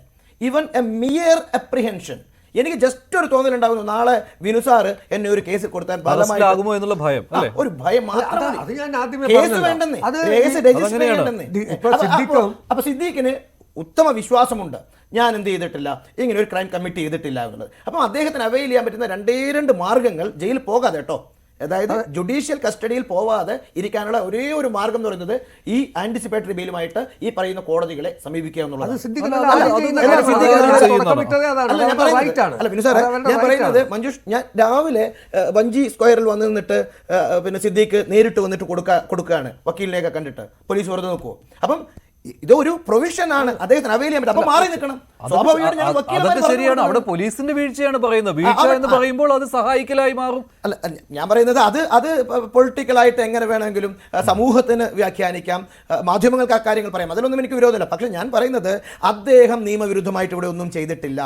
അദ്ദേഹം മാറി നിന്നിട്ടുണ്ട് എങ്കിൽ അദ്ദേഹത്തിന് ലീഗൽ റെപ്രസെൻറ്റേഷൻ എന്ന് പറയുന്നത് ഭരണഘടനാപരമായിട്ട് ഈ രാജ്യത്തെ ഏതൊരു പൗരനും അവൈൽ ചെയ്യാൻ പറ്റുന്ന ഒരു സാധനമാണ്. ഒരൊറ്റ കാര്യം കൂടെ ഞാൻ നിങ്ങളുടെ ഒരു അറിവിലേക്ക് ഞാൻ ബാധിക്കും. ഭയങ്കര പ്രധാനപ്പെട്ട സുപ്രീം കോടതിയുടെ ഒരു ജഡ്ജ്മെൻറ്റിലെ ഒരു വാക്കാണ്, a person seeking anticipatory bail is still a free man entitled to presumption of innocence എന്നുള്ളത്. അതായത് ഒരു ആൻറ്റിസിപ്പേറ്ററി ബെയിൽ അപ്ലൈ ചെയ്യുന്ന ഒരു മനുഷ്യൻ സ്റ്റിൽ ഫ്രീ പേഴ്സൺ ആണ്. എന്തിന്? കോടതിയുടെ പ്രിസംപ്ഷൻ ഓഫ് ഇന്നസെൻസ് എന്ന് പറയുന്ന പ്രിൻസിപ്പൽ, അതാണ് ക്രിമിനൽ ജുറിസ്പ്രുഡൻസിലെ ഏറ്റവും പ്രധാനപ്പെട്ട സാധനം. An accused is the court shall presume എന്നാണ് പറയുന്നത്, മേ പെർസ്യൂം എന്നല്ല. The court shall presume an accused innocent until proven guilty. അതാണ്. അല്ല, ഇവിടുത്തെ ഞാനിപ്പോഴും പറയുന്ന കാര്യം, ഇവിടെ നിയമപരമായിട്ട് ഒരു പരിരക്ഷ ഇല്ലാത്ത ഒരു സമയത്ത് എങ്ങനെ സിദ്ദിഖിന് രക്ഷപ്പെട്ടു പോകാൻ കഴിഞ്ഞു എന്നുള്ളതാണ്. അത് ഞാനിപ്പോഴും ഉറച്ചു നിൽക്കുകയാണ്, അത് പോലീസിന്റെ ഒരു വീഴ്ച തന്നെയാണ്. ശ്രീ MK ഹരിദാസ്, സിദ്ദിഖിനെ ടാർഗറ്റ് ചെയ്യുന്നു എന്ന രീതിയിലുള്ള ഒരു കാര്യം ഇവിടെ പറയുകയുണ്ടായി ശ്രീജിത്ത് പെരുമന. താങ്കൾ അതിനെ എങ്ങനെ ഡിഫെൻഡ് ചെയ്യുന്നു? അദ്ദേഹം മറ്റൊരു കാര്യം കൂടി പറഞ്ഞു, നിയമവിരുദ്ധമായി സിദ്ദിഖ് ഒന്നും ചെയ്തിട്ടില്ലെന്ന്. ഒരു പെൺകുട്ടിയെ ബലാത്സംഗം ചെയ്തു എന്ന് പറയപ്പെടുന്നത് തെറ്റിദ്ധരിപ്പിക്കരുത്. ഞാനൊരു വളരെ ഉത്തരവാദിത്ത സ്ഥാനം ഇരിക്കുന്ന കോർട്ട് ഓഫീസർ ആയിട്ടുള്ള ഒരാളാണ്. താങ്കൾ തെറ്റിദ്ധരിപ്പിക്കരുത്. ഞാൻ അങ്ങനെയല്ല പറഞ്ഞേ. നിയമവിരുദ്ധമായി സിദ്ദിഖ് ഒന്നും ചെയ്തിട്ടില്ല. എവിടെ നിയമവിരുദ്ധമായി അദ്ദേഹം ഒളിവിൽ പോയിട്ടില്ല. ഞങ്ങൾക്ക് അവൈൽ ചെയ്യാൻ പറ്റുന്ന ഒരു നിയമജ്ഞന്റെ ഉപദേശപ്രകാരം അദ്ദേഹം മാറി നിന്നു. പോലീസ് കണ്ടുപിടിക്കട്ടെ എന്തിനു മാറി നിന്നു. ആന്റിസിപ്പേറ്ററി ബെയിൽ കൊടുക്കാൻ അങ്ങനെ ഒരു പ്രൊവിഷൻ ഇന്ത്യ CRPC-യിലുണ്ട്.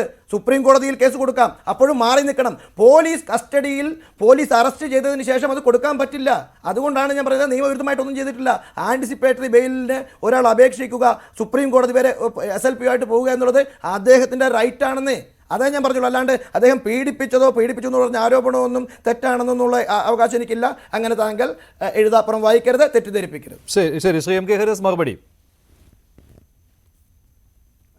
താങ്കൾ ആരോ ആവട്ടെ, ഞാൻ ഈ ചാനൽ ചർച്ചയിൽ താങ്കളുടെ വായയിൽ നിന്ന് വന്ന ഒരു കാര്യത്തെ കുറിച്ചിട്ട് എന്റെ കാഴ്ചപ്പാട് പറയുകയാണ്. അങ്ങനെ പറയരുത്. എന്റെ വായിൽ നിന്ന് കൃത്യമായിട്ടുള്ള ക്ലാരിഫിക്കേഷൻ ഞാൻ തന്നു. അത് നിയമവിരുദ്ധമല്ല എന്ന് മറ്റൊരാൾ പറഞ്ഞതുകൊണ്ട് അത് നിയമവിരുദ്ധമല്ലാതെ ആകുന്നില്ല എന്നാണ് ഞാൻ പറയുന്നത്. താങ്കളല്ല എന്ന് പറഞ്ഞോളൂ.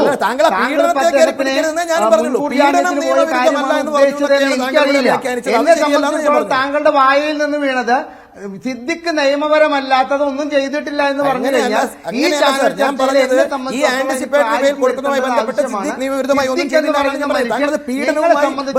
സാധാരണക്കാരായ ജനങ്ങളുടെ മുമ്പിൽ നിയമവിരുദ്ധമായ കാര്യങ്ങൾ മാത്രമാണ് ചെയ്തിരിക്കുന്നത്. താങ്കൾക്ക് അദ്ദേഹത്തോടുള്ള സിമ്പതി സ്നേഹത്തിന്റെ പോലും സിദ്ദിഖ് ചെയ്തിട്ടില്ലെന്നും സിദ്ദിഖ് മുൻകൂർ ജാമ്യത്തിന് പോയിട്ട് ഒളിവിൽ നടക്കുന്നതൊക്കെ ശരിയാണെന്ന് തോന്നുന്നത്, അതിനൊന്നും എനിക്ക് എതിരഭിപ്രായമില്ല. എനിക്ക് പറയാനുള്ളത് എന്റെ കാഴ്ചപ്പാടാണ്. ആ കാഴ്ചപ്പാടോട് കൂട്ടാണ് ഞാൻ സംസാരിക്കുന്നത്. അദ്ദേഹം പറഞ്ഞിട്ടുള്ളത് മഞ്ജുഷ അദ്ദേഹത്തിന്റെ കാഴ്ചപ്പാടാണ്. സിദ്ദിഖ് ഈ ഒളിവിൽ പോയിട്ടുണ്ടെങ്കിൽ അത് സിദ്ദിഖിനെ ഒളിവിൽ പോകേണ്ടത് സിദ്ദിഖിന്റെ ആവശ്യമാണ്. പക്ഷെ നമ്മുടെ സംസ്ഥാന സർക്കാർ സിദ്ദിഖിന്റെ ഒളിവിൽ പോകാൻ വേണ്ടുന്ന ഒത്താശ ചെയ്തു കൊടുത്തിട്ട് പോലീസിനെ ഈ താളത്തിനനുസരിച്ച് തുള്ളിക്കുന്നതിനോടാണ് നമ്മളെ പോലുള്ളവർക്ക് വിരോധമുള്ളത്. കാരണം സിദ്ദിഖിനെ ഈ സമയം കൊണ്ട് ചോദ്യം ചെയ്യാമായിരുന്നു. ഇവിടെ ശ്രീ അസ്കറും മറ്റേ വക്കീല് പറഞ്ഞതിനോടൊന്നും നമുക്ക് യോജിപ്പില്ല. കാരണം MK ഹരിദാസാണ് നാളെ ഇത്തരത്തിലൊരു കുറ്റകൃത്യം ചെയ്തിട്ട് മുൻകൂർ ജാമ്യത്തിന് ശ്രമിക്കുന്നത് എന്ന് വന്നു കഴിഞ്ഞാൽ എന്നെ പിടിച്ചു കൊണ്ടുപോകാനും എന്നെ ചോദ്യം ചെയ്യാനും കാണിക്കുന്ന ശുഷ്കാന്തിയുടെ 4/1 സിദ്ദിഖിനോട് കാണിച്ചിരുന്നുവെങ്കിൽ സിദ്ദിഖിനെ ചോദ്യം ചെയ്യാമായിരുന്നു. സിദ്ദിഖിൽ നിന്ന് ആവശ്യമായ എന്തൊക്കെ തെളിവുകൾ ശേഖരിക്കാൻ പറ്റുന്ന വിവരങ്ങൾ സിദ്ദിഖിൽ നിന്ന് സംഭരിക്കാമായിരുന്നു. അതൊന്നും ചെയ്യാത്ത പോലീസിന്റെ നിഷ്ക്രിയത്വവും മുകേഷിനെതിരെ, ഇത് ശ്രീ അസ്കറിനോടാണ് പറയാനുള്ളത്, നിങ്ങൾ മുകേഷിനെതിരെ ചെയ്യാനുള്ളതെല്ലാം ചെയ്തു കഴിഞ്ഞു, കോടതിയാണ് മുൻകൂർ ജാമ്യം കൊടുത്തതെന്ന് പറയുന്നില്ലേ? പേരിനെങ്കിലും കേരളത്തിലെ ജനങ്ങളെ ബോധിപ്പിക്കാനെങ്കിലും അതായത് സ്ത്രീ സംരക്ഷയും സ്ത്രീ സുരക്ഷയ്ക്കും വേണ്ടി കോടികൾ ചിലവാക്കിയിട്ട് നിങ്ങളിവിടെ വനിതാ സംരക്ഷണ മതിൽ തീർത്ത ഒരു സർക്കാർ ഭരിക്കുന്ന ഈ സംസ്ഥാനത്ത് നിങ്ങൾക്ക് ഹൈക്കോടതിയിൽ ഈ ജാമ്യത്തിനെതിരെ, മുകേഷിന് ലഭിച്ച ജാമ്യത്തിനെതിരെ ചോദ്യം ചെയ്തുകൊണ്ട് ഒരു ഹർജി ഫയൽ ചെയ്യാമായിരുന്നു.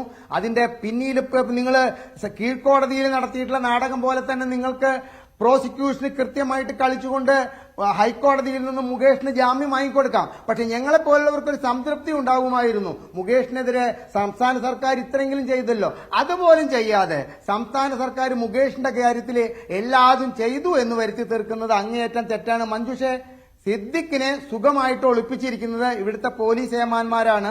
കുറ്റവാളികളെ സംരക്ഷിക്കുക എന്ന ഇടതുപക്ഷ ജനാധിപത്യ മുന്നണി സർക്കാരിന്റെ നയത്തിന്റെ ഒരു ഭാഗമായിക്കൊണ്ട് അതിന് കുഴലൂത്ത് പാടുന്ന ഇവിടുത്തെ ഒരു വിഭാഗം പോലീസുകാര് സിദ്ദിഖിനെ സുപ്രീം കോടതിയിൽ നിന്നും ജാമ്യം ലഭിക്കുന്ന അവസ്ഥ വരേക്ക് സിദ്ദിഖിനെ ഇതുമാതിരി തന്നെ ഒളിവിൽ താമസിപ്പിക്കാൻ വേണ്ടുന്ന എല്ലാ സൗകര്യങ്ങളും ചെയ്യും. ഇവിടുത്തെ ഒരു ഉന്നത പോലീസ് ഉദ്യോഗസ്ഥന്റെ സഹായത്തോടു കൂടി കോവിഡ് പ്രോട്ടോകോൾ കാലത്ത് സ്വപ്നയെ ബാംഗ്ലൂരിലെത്തിച്ച കഥ പുറത്തു വന്നിട്ട് കേവലം 15 ദിവസമായ ഈ സാഹചര്യത്തില് നമ്മുടെ പോലീസുകാരെ അവർക്ക് താല്പര്യമുള്ള വ്യക്തികൾക്ക് വേണ്ടിയിട്ട് എന്ത് വിട്ടുവീഴ്ചകൾക്കും യാതൊരു മടിയും കാണിക്കില്ല എന്നുള്ളതിന്റെ ഒരുപാട് ഉദാഹരണങ്ങൾ നിരത്തിക്കഴിഞ്ഞ ഈ സാഹചര്യത്തില് സിദ്ദിഖ് സംരക്ഷിതനാണ്.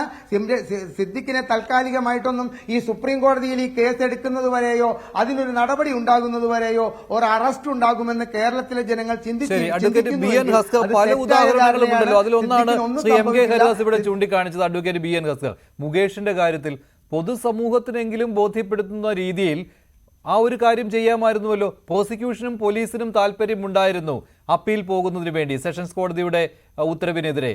പക്ഷേ എന്തുകൊണ്ട് അതിന് അനുവാദം കിട്ടിയില്ല?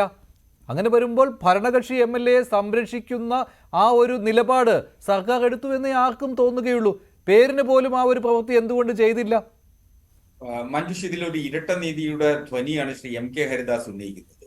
യഥാർത്ഥത്തിൽ അതൊരു ഇരട്ട നീതിയുടെ പ്രശ്നമല്ല. ആ വിധിന്യായം അങ്ങൊന്ന് പരിശോധിക്കുകയും ഇരട്ട നീതി അല്ല, രണ്ടുപേർക്കും തുല്യനീതിയാണ് കൊടുത്തത്. അങ്ങനെയല്ല അല്ലല്ല, ഇവിടെ മുകേഷിന്റെ കാര്യത്തിൽ ഈ അപ്പീലിന് പോയില്ല എന്നുള്ള കാര്യം, ഇപ്പോഴത്തെ സിദ്ദിഖിന്റെ കാര്യത്തിൽ അദ്ദേഹത്തിന് മുൻകൂർ ജാമ്യ ഹർജിയുമായി സുപ്രീം കോടതിയിൽ പോകുവാനുള്ള അവസരം. രണ്ടുപേർക്കും നീതി രാജ്യത്തെ എല്ലാ പൗരന്മാർക്കും ലഭിക്കുന്ന അവസരം തന്നെയാണ് ശ്രീ സിദ്ദിഖിന് ഇപ്പോൾ മുൻകൂർ ജാമ്യമായി സുപ്രീം കോടതി പോകുന്നതിന് ലഭിച്ചിട്ടുള്ളത്. ഏതൊരു ജാമ്യാപേക്ഷ ജില്ലാ കോടതികൾ തള്ളിക്കളഞ്ഞാൽ സ്വാഭാവികമായും നിരാകരിക്കുന്ന ഘട്ടത്തിൽ ഹൈക്കോടതിയിലേക്ക് പോവുകയും ഹൈക്കോടതി നിരാകരിക്കുന്ന ഘട്ടത്തിൽ അത് സുപ്രീം കോടതിയിലേക്ക് പോവുകയും ചെയ്യുക എന്ന് പറയുന്നത് ഇന്ത്യയിലെ എല്ലാ പൗരന്മാർക്കും ലഭിക്കുന്ന നിയമപരമായ പരിരക്ഷ മാത്രമാണ് ശ്രീ സിദ്ദീഖിന് ലഭിച്ചിട്ടുള്ളത്. അതിന് തടസ്സവാദങ്ങൾ ഉന്നയിക്കുക എന്നുള്ളത് മാത്രമാണ് സംസ്ഥാന സർക്കാരിനോ അല്ലെങ്കിൽ ആ കേസിലെ അതിജീവിതയ്ക്കോ കഴിയുക എന്നുള്ളത്. അത് നിയമപരമായ വഴി. പക്ഷെ അതിനു മുൻപ് പോലീസിന്റേതായ വഴി നോക്കാമായിരുന്നു. അത് ചെയ്തില്ല എന്നാണ്. അങ്ങനെയല്ല, ഒരു മുൻകൂർ ജാമ്യാപേക്ഷ നിരാകരിച്ചു എന്ന വാർത്ത വരുന്ന നിമിഷം മുതൽ പോലീസ് തങ്ങളുടെ സർവ്വസന്നാഹവും എടുത്ത് പോലീസ് അന്വേഷിക്കുന്നത് നിങ്ങൾ മാധ്യമങ്ങൾ തന്നെ മിനിറ്റുകൾക്ക് ഇടപെട്ട് റിപ്പോർട്ട് ചെയ്തുകൊണ്ടിരിക്കുകയാണ്. എവിടെയൊക്കെ ആരൊക്കെ അനോണിമസ് കോളുകൾ വിളിച്ചാൽ പോലും ആ വിവരത്തിന്റെ അടിസ്ഥാനത്തിൽ സിദ്ദീഖിനെ തിരക്കി പോലീസ് ആ സ്ഥലങ്ങളിലൊക്കെ അരിച്ചു പറക്കുന്ന സാഹചര്യം ഉണ്ടായിരുന്നതായി നിങ്ങൾ തന്നെ റിപ്പോർട്ട് ചെയ്തതാണ്. അപ്പോൾ നിങ്ങൾക്ക് ഇത് രണ്ടു കാര്യങ്ങൾ ഒരേ സമയം പറയുന്നത് ശരിയല്ല. രണ്ട് കാര്യങ്ങളൊന്നുമില്ല. അത് എവിടെയാണ് എത്തിക്കേണ്ടതെങ്കിൽ അവിടെ എത്തിച്ചു കഴിഞ്ഞതിന് ശേഷം ഈ പൊതുസമൂഹത്തിന് മുന്നിൽ ആക്ട് ചെയ്യുക എന്നുള്ളത് പോലീസിനെ സംബന്ധിച്ചിടത്തോളം പുതിയ കാര്യമൊന്നുമല്ല. വെറുതെ ആരോഗ്യവും വീർപ്പും കളഞ്ഞുകൊണ്ട് എന്തിനാണ് പോലീസ് അങ്ങനെ ഒരു മെനക്കെടലിൽ ചെയ്യില്ല? അഡ്വക്കേറ്റ് ബി എൻ ഹസൻ, എത്രയോ ഉദാഹരണങ്ങൾ ഉള്ളതാണ്. ജനങ്ങളെ ബോധ്യപ്പെടുത്തുക എന്നുള്ളതല്ലല്ലോ നീതി നടപ്പിലാക്കുക എന്നുള്ളതും, അങ്ങനെ നീതി നടപ്പിലാക്കിയെന്ന് ബോധ്യപ്പെടുത്തുക എന്നുള്ളതും പോലീസിന്റെ ഉത്തരവാദിത്തമാണ്. ആ ഉത്തരവാദിത്തം പോലീസ് ഭംഗിയായി നടപ്പിലാക്കുന്നുണ്ട്, ഒരു പ്രശ്നമില്ല കാര്യത്തിൽ. രണ്ട്, ശ്രീ മുകേഷിനെ സംബന്ധിച്ച് മുകേഷിനെതിരെ എന്തുകൊണ്ട് അപ്പീൽ പോയില്ല? സ്വാഭാവികമായും ഒരു സംശയത്തിന്റെ കരിനിഴൽ ഇക്കാര്യത്തിൽ ആളുകൾ ഉന്നയിക്കുമ്പോൾ വരുന്നുവെങ്കിൽ പോലും അങ്ങ് ആ മുകേഷിന് ജാമ്യം അനുവദിച്ചുകൊണ്ടുള്ള വിധിന്യായം പരിശോധിക്കുകയും അതോടൊപ്പം ആ കേസിലെ അതിജീവിതം നൽകിയിട്ടുള്ള FIS പരിശോധിച്ചാൽ സ്വാഭാവികമായി ജില്ലാ കോടതിക്ക് തന്നെ ജാമ്യം നൽകാൻ സാഹചര്യമുള്ള ഒരു കേസിൽ വീണ്ടും ഹൈക്കോടതിയിൽ പോയാൽ ആ കേസ് കൊണ്ട് സക്സീഡ് ആവില്ല, അല്ലെങ്കിൽ ആ കേസിൽ എന്തെങ്കിലും മാറ്റം, ആ ഉത്തരവിൽ എന്തെങ്കിലും മാറ്റം ഉണ്ടാക്കാൻ കഴിയില്ലെന്ന് ഉത്തമ ബോധ്യമാണ്. ശ്രീ എം കെ ഹരിദാസ് ഉന്നയിച്ച മറ്റൊരു പ്രധാന വിഷയം എന്തുകൊണ്ട് ശ്രീ മുകേഷ് രാജിവെച്ചില്ല എന്നുള്ളതാണ്. ഇത് നമുക്ക് വളരെ കൗതുകകരമായിട്ടുള്ള ഒരു കാര്യമാണ്. കാരണം ഇപ്പോൾ ഒരു മന്ത്രിയായിരുന്നു എങ്കിൽ രാജിവെക്കുക എന്ന് പറയുന്നത് അനിവാര്യമായ ഘടകമാണ്. കാരണം അങ്ങനെ രാജിവെക്കുകയും മുകേഷ് നിരപരാധിയാണെങ്കിൽ സ്വാഭാവികമായി മുകേഷിനെ തിരികെ മന്ത്രിസ്ഥാനത്തേക്ക് കൊണ്ടുവരാം ഒരു മന്ത്രിയായിരുന്നു എങ്കിൽ. ഒരു ജനപ്രതിനിധി എന്ന നിലയിൽ രാജിവെച്ചു കഴിഞ്ഞാൽ സംഭവിക്കുന്നത് 6 മാസത്തിനിടെ ഉള്ളിൽ തന്നെ ബൈ ഇലക്ഷൻ പ്രഖ്യാപിക്കപ്പെടും. ആ ബൈ ഇലക്ഷനിൽ മറ്റൊരാൾ ജനപ്രതിനിധിയാവും. 6 മാസം കഴിഞ്ഞ് മുകേഷ് നിരപരാധിയാണെന്ന് കോടതി ഉത്തരവിന്റെ അടിസ്ഥാനത്തിൽ വന്നാൽ ആ ജനപ്രതിനിധി എന്ന നിലയിലുള്ള സ്ഥാനം തിരിച്ച് MLA സ്ഥാനമോ അല്ലെങ്കിൽ MP ആയിട്ടുള്ള ഒരു ജനപ്രതിനിധിക്കോ ഉണ്ടാവാൻ ഇടയില്ല എന്നുള്ളത് കൊണ്ടാണ് രാജിവെക്കേണ്ട എന്ന് CPM ഒരു നിലപാടിലേക്ക് എടുത്തത്. മുകേഷിനെ പോലൊരു ആഭാസൻ MLA അല്ലാതായി തീർന്നാൽ കേരളത്തിന് എന്താണ് ശ്രീ അസ്കർ? മുകേഷിനെ പോലൊരു ആഭാസൻ MLA അല്ലാതായി തീർന്നു കഴിഞ്ഞാൽ കേരളത്തിന് എന്ത് പോയി? മുകേഷ് ആലോചിക്കണ്ടേ പ്രതിഭാസനാണെന്നുള്ള കാര്യത്തിൽ അങ്ങേക്ക് സംശയമില്ലല്ലോ. നിങ്ങൾ ആഭാസനാണെന്ന് പറഞ്ഞ് ശ്രീ എം കെ ഹരിദാസ് സമൂഹത്തിൽ അഭിപ്രായമില്ല. ഞാൻ അദ്ദേഹത്തിന്റെ ആരാധകനാണ്. പക്ഷെ ഒരു സ്ത്രീ പീഡകൻ എന്ന നിലയ്ക്ക് അദ്ദേഹത്തിന് ഞാൻ അങ്ങേയറ്റം വെറുക്കുന്നു. അതുകൊണ്ടാണ് പറയുന്നത് അദ്ദേഹം ഒരു MLA അല്ലാതായാൽ കേരളത്തിൽ ഒരു ചുക്കും സംഭവിക്കില്ല. അല്ല, അത് അങ്ങയുടെ പക്ഷം. എന്റെ കൂടി MLA ആണ് ശ്രീ മുകേഷ് MLA ആവാതിരിക്കുക എന്ന് പറയുന്നത് എന്നെ പോലുള്ള അദ്ദേഹത്തിന് വോട്ട് ചെയ്യുകയും അദ്ദേഹത്തിന് വേണ്ടി പ്രവർത്തിക്കുകയും ചെയ്ത ആളുകളെ സംബന്ധിച്ചിടത്തോളം അതൊരു വലിയ തീരാനഷ്ടമാണ്. അതുകൊണ്ട് അദ്ദേഹം MLA ആണോ? അത് തന്നെയാണ് ഞങ്ങളുടെ ആഗ്രഹം. അത് ഞങ്ങൾ പാർട്ടിയെ CPM-നെ സംബന്ധിച്ച് ഗഹനമായ ഇക്കാര്യത്തിൽ പരിശോധിക്കുകയും പാർട്ടി അതിലൊരു വിലയിരുത്തലെത്തുകയും ചെയ്തു. അദ്ദേഹം തുടരട്ടെ. ഈ ധാർമ്മികത എന്ന് പറയുന്നത് അത് തന്നെയാണ് ഇടതുപക്ഷത്തിന്റെ ധാർമ്മികതയും വലതുപക്ഷത്തിന്റെ ധാർമ്മികതയും ഒന്നാണോ എന്ന് ചോദിക്കുന്നത്. അല്ല, അതിനിപ്പോ അങ്ങനെ ഒരു ചോദ്യത്തിന് പ്രസക്തിയില്ല. ഒട്ടേറെ ഉദാഹരണങ്ങൾ ചൂണ്ടിക്കാണിക്കാനുണ്ട്. അങ്ങനെ ഒരു ധാർമ്മികത പ്രത്യേകിച്ച് ഇടതുപക്ഷത്തിന് എടുത്തു പറയുവാൻ ഉണ്ട് എന്ന് തോന്നുന്നില്ല. കാരണം ഇത് തന്നെ ഒരു ഉദാഹരണമാണല്ലോ. മുകേഷിന്റെ കാര്യത്തിലും ധാർമ്മികതയ്ക്കൊന്നും അവിടെ ഒരു വിലയും നൽകുന്നില്ല. അവിടെ ഈ ജനപ്രാതിനിധ്യ നിയമത്തിന് തന്നെയാണ്. അങ്ങനെ MLA സ്ഥാനം നഷ്ടപ്പെട്ടു കഴിഞ്ഞാൽ അതൊരു തീരാ നഷ്ടമായിരിക്കും. അതുകൊണ്ട് അങ്ങനെ ഒരു ധാർമ്മികതയൊന്നും ഇവിടെ തൽക്കാലം ഇടതുപക്ഷ സർക്കാർ കൺസിഡർ ചെയ്യുന്നില്ല. അല്ല, മഞ്ജുഷ, ഇടതുപക്ഷത്തിന് മാത്രം പ്രത്യേക ധാർമ്മികത കൽപ്പിക്കപ്പെടുക എന്ന് പറയുന്നത് നേരത്തെ UDF നേതാക്കന്മാർക്കെതിരെ ഇതുപോലെ ലൈംഗികാരോപണങ്ങൾ വന്നല്ലോ. സമാനഗതിയിൽ 2 MLA-മാർക്കെതിരെ കേരളത്തിൽ ലൈംഗികാരോപണം. ശരിയാണ്, അതാണ് ഞാൻ പറഞ്ഞത്. ഇടതുപക്ഷത്തിന് മാത്രമായിട്ട് പ്രത്യേക ധാർമ്മികതയൊന്നും ചർച്ച ചെയ്യേണ്ടതില്ല. അങ്ങനെയൊന്നില്ല എന്നാണ് ഞാൻ പറഞ്ഞത്. ഇടതുപക്ഷത്തിന് മാത്രമായിട്ട് പ്രത്യേക ധാർമ്മികതയൊന്നുമില്ല. അല്ല, എൽദോസ് കുന്നപ്പള്ളിയും അതുപോലെ M വിൻസെന്റും എന്നെതിരെ ഇതേപോലെ തന്നെ സമാന രീതിയിലുള്ള ലൈംഗികാരോപണം. അവിടെ മറ്റൊരു കാര്യം കൂടി ഉണ്ട് കേട്ടോ, അഡ്വക്കേറ്റ് BN ഖാസ്കർ. ഈ എൽദോസ് കുന്നപ്പള്ളി എന്നുള്ളത് പ്രതിപക്ഷ MLA ആയിരുന്നു. അവിടെ ഭരണപക്ഷത്തുനിന്നൊരു സഹായമൊന്നും അവിടെ പ്രതിപക്ഷ MLA കിട്ടാൻ പോകുന്നില്ല പോലീസിന്റെ ഭാഗത്തുനിന്ന്. ഇവിടെ അങ്ങനെയല്ല കേട്ടോ. ഇവിടെ മറ്റൊരു ധാർമ്മികത കൂടിയുണ്ട്. അന്വേഷിക്കുന്നത് സംസ്ഥാന പോലീസാണ്. അപ്പോൾ ഭരണപക്ഷ MLA-ക്ക് എതിരായിട്ട് എത്രമാത്രം നീങ്ങാൻ പറ്റും എന്നുള്ള കാര്യവും അവിടെ ഉണ്ട് കേട്ടോ. അവിടെ ധാർമ്മികത ഇരട്ടി ധാർമ്മികതയാണ് ശരിക്കും അഡ്രസ് ചെയ്യേണ്ടത്. എൽദോസ് കുന്നപ്പള്ളിയുടെ ജാമ്യാപേക്ഷ പരിഗണിച്ച ഹൈക്കോടതി ആ സ്ത്രീയെ രൂക്ഷമായിട്ട് വിമർശിച്ചു. അതുകൂടി താങ്കൾ മനസ്സിലാക്കണം. ഇത് ഒരു ഫാബ്രിക്കേറ്റഡ് സ്റ്റോറിയാണ്. ഇതിങ്ങനെ കൊണ്ടുവന്നു കഴിഞ്ഞാൽ ഇത്തരത്തിലുള്ള ജനപ്രതിനിധികൾക്ക് ഇവിടെ പ്രവർത്തിക്കാൻ പറ്റില്ല എന്ന് പറഞ്ഞു. മുകേഷിന്റെ കാര്യത്തിൽ അത്തരത്തിലൊന്നും പറഞ്ഞതായിട്ട് ഞാൻ കേട്ടിട്ടില്ല കേട്ടാ. ഒരു കോടതിയും, കീഴ്ക്കോടതിയും പറഞ്ഞിട്ടില്ല, ഹൈക്കോടതിയും പറഞ്ഞിട്ടില്ല. അല്ല, മുകേഷിന്റെ കാര്യത്തിൽ ഹൈക്കോടതിയിൽ എത്തിയില്ലെന്നേ. ജില്ലാ കോടതി മാത്രമേ ജാമ്യാപേക്ഷ ഉണ്ടായിരുന്നുള്ളൂ. ആ ജാമ്യാപേക്ഷയിൽ അതിജീവിതയുടെ ആരോപണത്തെ സംശയത്തിന്റെ നെടുവിലാക്കുന്ന തരത്തിൽ തന്നെയാണ് ആ വിധിന്യായം വന്നിട്ടുള്ളത്. ആ ജഡ്ജ്മെന്റ് ഓർഡറിൽ വളരെ കൃത്യമായിട്ട് ഹൈക്കോടതിയിലെത്തിയിട്ട് സീസറിന്റെ ഭാര്യ പരിശുദ്ധയായിരിക്കണം എന്നുള്ള ഡയലോഗിനെ ആസ്പദപ്പെടുത്തിയിട്ട് ഹൈക്കോടതി ഒരു നിരീക്ഷണം നടത്തിയാൽ മുകേഷിന് രാജിവെക്കണം. അപ്പൊ താങ്കൾക്ക് നഷ്ടപ്പെടുന്നത് സംശുദ്ധരിൽ സംശുദ്ധനായ ഒരു MLA ആണ് എന്നുള്ള കാര്യം മറക്കരുത്. അതുകൊണ്ടാണ് കീഴ്ക്കോടതി വിധിക്കെതിരെ ഹൈക്കോടതിയിൽ ഒരു കാരണവശാലും പോകാൻ നമ്മുടെ പ്രോസിക്യൂഷൻ തയ്യാറാകാഞ്ഞത്. അല്ല, അത് അങ്ങയുടെ പക്ഷം. നമുക്ക് അങ്ങ് പറയുന്നത് അങ്ങയുടെ ആഗ്രഹത്തിനനുസരിച്ചിട്ട് സംസ്ഥാന പോലീസിന് നിയമ സംവിധാനത്തിന് പെരുമാറണം എന്ന് അങ്ങേക്ക് ആഗ്രഹിക്കാം.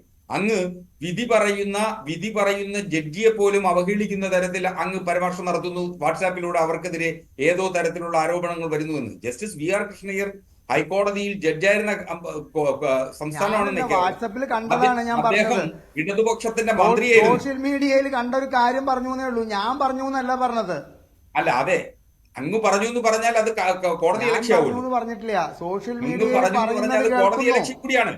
ശരി, ഞാൻ ബിനുവിലേക്ക് പോവുകയാണ്. ശ്രീ ബിനു കിരിയത്ത്, ഒന്നിനു പിറകെ മറ്റൊന്നായി സിനിമാ രംഗത്ത് നിന്നുള്ള ചില പ്രമുഖ നടന്മാർ അറസ്റ്റിലായിക്കൊണ്ടിരിക്കുകയാണ്. മുകേഷ് അറസ്റ്റിലായി, പക്ഷേ അത് സാങ്കേതികം മാത്രം അറസ്റ്റ് രേഖപ്പെടുത്തി മുൻകൂർ ജാമ്യം ഉള്ളതുകൊണ്ട് വിട്ടയച്ചു. ഇന്നിതാ ഇടവേള ബാബുവും അറസ്റ്റിലാവുകയാണ്. മുൻകൂർ ജാമ്യം ഉള്ളതിനാൽ അറസ്റ്റ് രേഖപ്പെടുത്തി വിട്ടയച്ചു. ഇനി വരിവരിയായിട്ട് കാര്യങ്ങൾ കിടക്കുകയാണ്. ഇത് സിനിമയ്ക്കൊട്ടും നല്ലതല്ലല്ലോ, മലയാള സിനിമയ്ക്ക്. മലയാള സിനിമയ്ക്ക് നല്ലതല്ല. അതിനുമുമ്പ് എനിക്ക് ബഹുമാനപ്പെട്ട ഹരിദാസ് അദ്ദേഹത്തിനോട് ഒരു കാര്യം, ഒരു ചാനലിൽ വന്നിരുന്ന ആഭാസൻ എന്നൊക്കെ മുകേഷിനെ ആരെയും പറയാൻ പാടില്ല. അത് പുള്ളി ഇപ്പോൾ കുറ്റാരോപിതന്മാർ, ഇവരാരും കുറ്റവാളികളല്ല. താങ്കൾ നേരത്തെ പറഞ്ഞു പോലീസ് കുറ്റവാളികളെ സംരക്ഷിക്കുന്നു. ഇവരാരും ഇപ്പോൾ കുറ്റവാളികളല്ല. അങ്ങനെ പറയുന്നത് സങ്കടകരമാണ്. കുറ്റം ചെയ്തോ ഇല്ലെന്ന് തീരുമാനിക്കാനാണ് ഇവിടെ കോടതിയൊക്കെ ഉള്ളത്. താങ്കൾ ആഭാസൻ എന്ന് മുകേഷിനെ എന്നല്ല ആരെയും പറയാൻ പാടില്ല ഒരു ചാനൽ ചർച്ചയിൽ. അതൊരുമാതിരി യൂട്യൂബിലൊക്കെ കമൻറ്റ് ഇടുന്നവരൊരു സ്റ്റാൻഡേർഡ് ആയിപ്പോയി. അതിൽ കാരണം എൻ്റെ സഹപ്രവർത്തകനാണ് മുകേഷ് തെറ്റിയതെങ്കിൽ ശിക്ഷിച്ചോട്ടെ. പക്ഷെ ആഭാസനാണോ ഇല്ലെന്ന് പറയാൻ നോക്കൂ. എല്ലാവരും അല്ല, ആ വാക്കുപയോഗിച്ചതിനോടുള്ള താങ്കളോടുള്ള ബഹുമാനത്തോടെ പറയാം, ആ താങ്കളെ പോലെ മുതിർന്ന ഒരു വ്യക്തി തീർച്ചയായിട്ടും ആ വാക്കുപയോഗിച്ചത് ഭയങ്കര എതിർപ്പായ അഭിപ്രായമാണ്. താങ്കളുടെ ഉണ്ടായിരുന്നു. അതാണ് താങ്കൾക്ക് എതിർപ്പുന്നയിക്കാം. പക്ഷെ ഞാൻ കേരളത്തിലെ ഒരു 10% ജനങ്ങൾക്ക് വേണ്ടി ആവർത്തിക്കണു, മുകേഷിനെ പോലുള്ള ഒരു ആഭാസൻ കേരളത്തിന്റെ MLA അല്ലാതിരുന്നു കഴിഞ്ഞാൽ കേരളത്തിനൊരു ചുക്കും സംഭവിക്കില്ല. എന്തുകൊണ്ടാണ് ഞാനത് പറയുന്നത് എന്ന് ശ്രീ വിനു കിരിയത്ത്, ആ കഥ പറയാനുള്ള സമയം ഇനിയില്ല. അത് പറഞ്ഞു കഴിഞ്ഞാൽ കേരളത്തിലെ ജനങ്ങൾ ഞെട്ടുന്ന ഒരു കഥ ഈ മുകേഷിനെ കുറിച്ചിട്ട് എനിക്ക് പറയാനുണ്ട്. നോക്കൂ, ഞങ്ങൾക്കും ഒക്കെ മുകേഷിനെ കുറിച്ച് നല്ലപോലെ അറിയാമല്ലോ. 10-15 പടത്തിൽ ഒരുമിച്ച് അഭിനയിച്ചതാവുണ്ട്, അത് അവിടെ നിൽക്കട്ടെ. പക്ഷെ എങ്കിലും ഒരു വ്യക്തിഹത്യ വേണ്ടെന്ന് ഞാൻ പറയുന്നത് നല്ല സംസ്കാരമല്ലാന്നാണ് ഞാൻ ഈ പറയുന്നത്. നമുക്ക് വേറെ മാന്യമായി ചർച്ച ചെയ്യാമല്ലോ, ഇല്ലേ? അതേ ഞാൻ ഉദ്ദേശിച്ചുള്ളൂ. ഓക്കെ, അത് അവിടെ നിൽക്കട്ടെ. താങ്കൾ പറഞ്ഞ സിനിമയ്ക്ക് ഇപ്പൊ പറഞ്ഞു, ഇന്നിപ്പോ നമ്മൾ പ്രതീക്ഷിക്കാത്തൊരു നടന്റെ പേരിൽ വീണ്ടും യൂട്യൂബിൽ ഭയങ്കര വൈറലായിക്കൊണ്ടിരിക്കുന്ന ഒരു മുതിർന്ന നടൻ സംവിധായകനെ കുറിച്ച്, ഇതിലെ ഒരു വിക്ടിമെന്ന് പറയാമോ എനിക്കറിയില്ല, അവരിപ്പോഴും വളരെ മോശമായിട്ട് ഒരു നടനെ സംവിധായകനെയും കുറിച്ച് ഇപ്പോൾ യൂട്യൂബിൽ മണിക്കൂറുകളെ ആയിട്ടുള്ളൂ, ലോകം മുഴുവൻ അത് കണ്ടു കഴിഞ്ഞു. പല രാജ്യങ്ങളിൽ നിന്നും നമ്മുടെ ഫ്രണ്ട്സ് അയച്ചപ്പോൾ നമ്മൾ ഇതിങ്ങനെയാണോ ഇവരൊക്കെ തോന്നിപ്പോകുന്നു. അപ്പം ഇത് നേരത്തെ മഞ്ജുഷ പറഞ്ഞ പോലെ ഒരുപാട് പേരുടെ ഇതിനകത്ത് നമ്മളൊരു കാര്യം ആലോചിക്കണം. നോക്കട്ടെ, ഈ ഇൻഡസ്ട്രിയിൽ മാത്രമല്ല ഇതെല്ലാം നടക്കുന്നത്, ഇത് തെറ്റ് തന്നെയാണ്. ഇതിനെല്ലാം തയ്യാറായി വരുന്ന സ്ത്രീകളും ഒരുപാട് പേരുണ്ട്, ഇല്ലാത്തവരും ഉണ്ട്, പല രീതിയിലുണ്ട്. ഹരാസ് ചെയ്ത്, അതായത് ഇതുപോലെ സഹകരിച്ചില്ലെങ്കിൽ അവർക്ക് അവസരം നഷ്ടപ്പെടുത്തുക, അവരെ മെൻ്റലി ടോർച്ചർ ചെയ്യുന്നതൊക്കെയാണ് ഭയങ്കര അത്തരക്കാരും മലയാള സിനിമയിലുണ്ട്.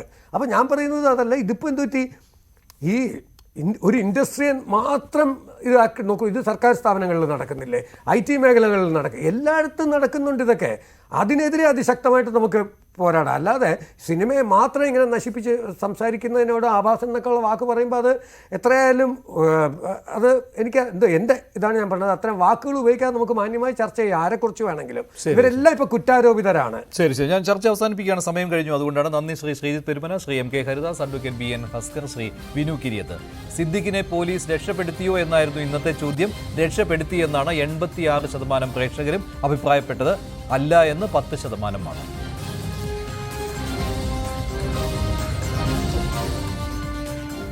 വേണ്ടി അവസാനിക്കുന്നു. നന്ദി, നമസ്കാരം.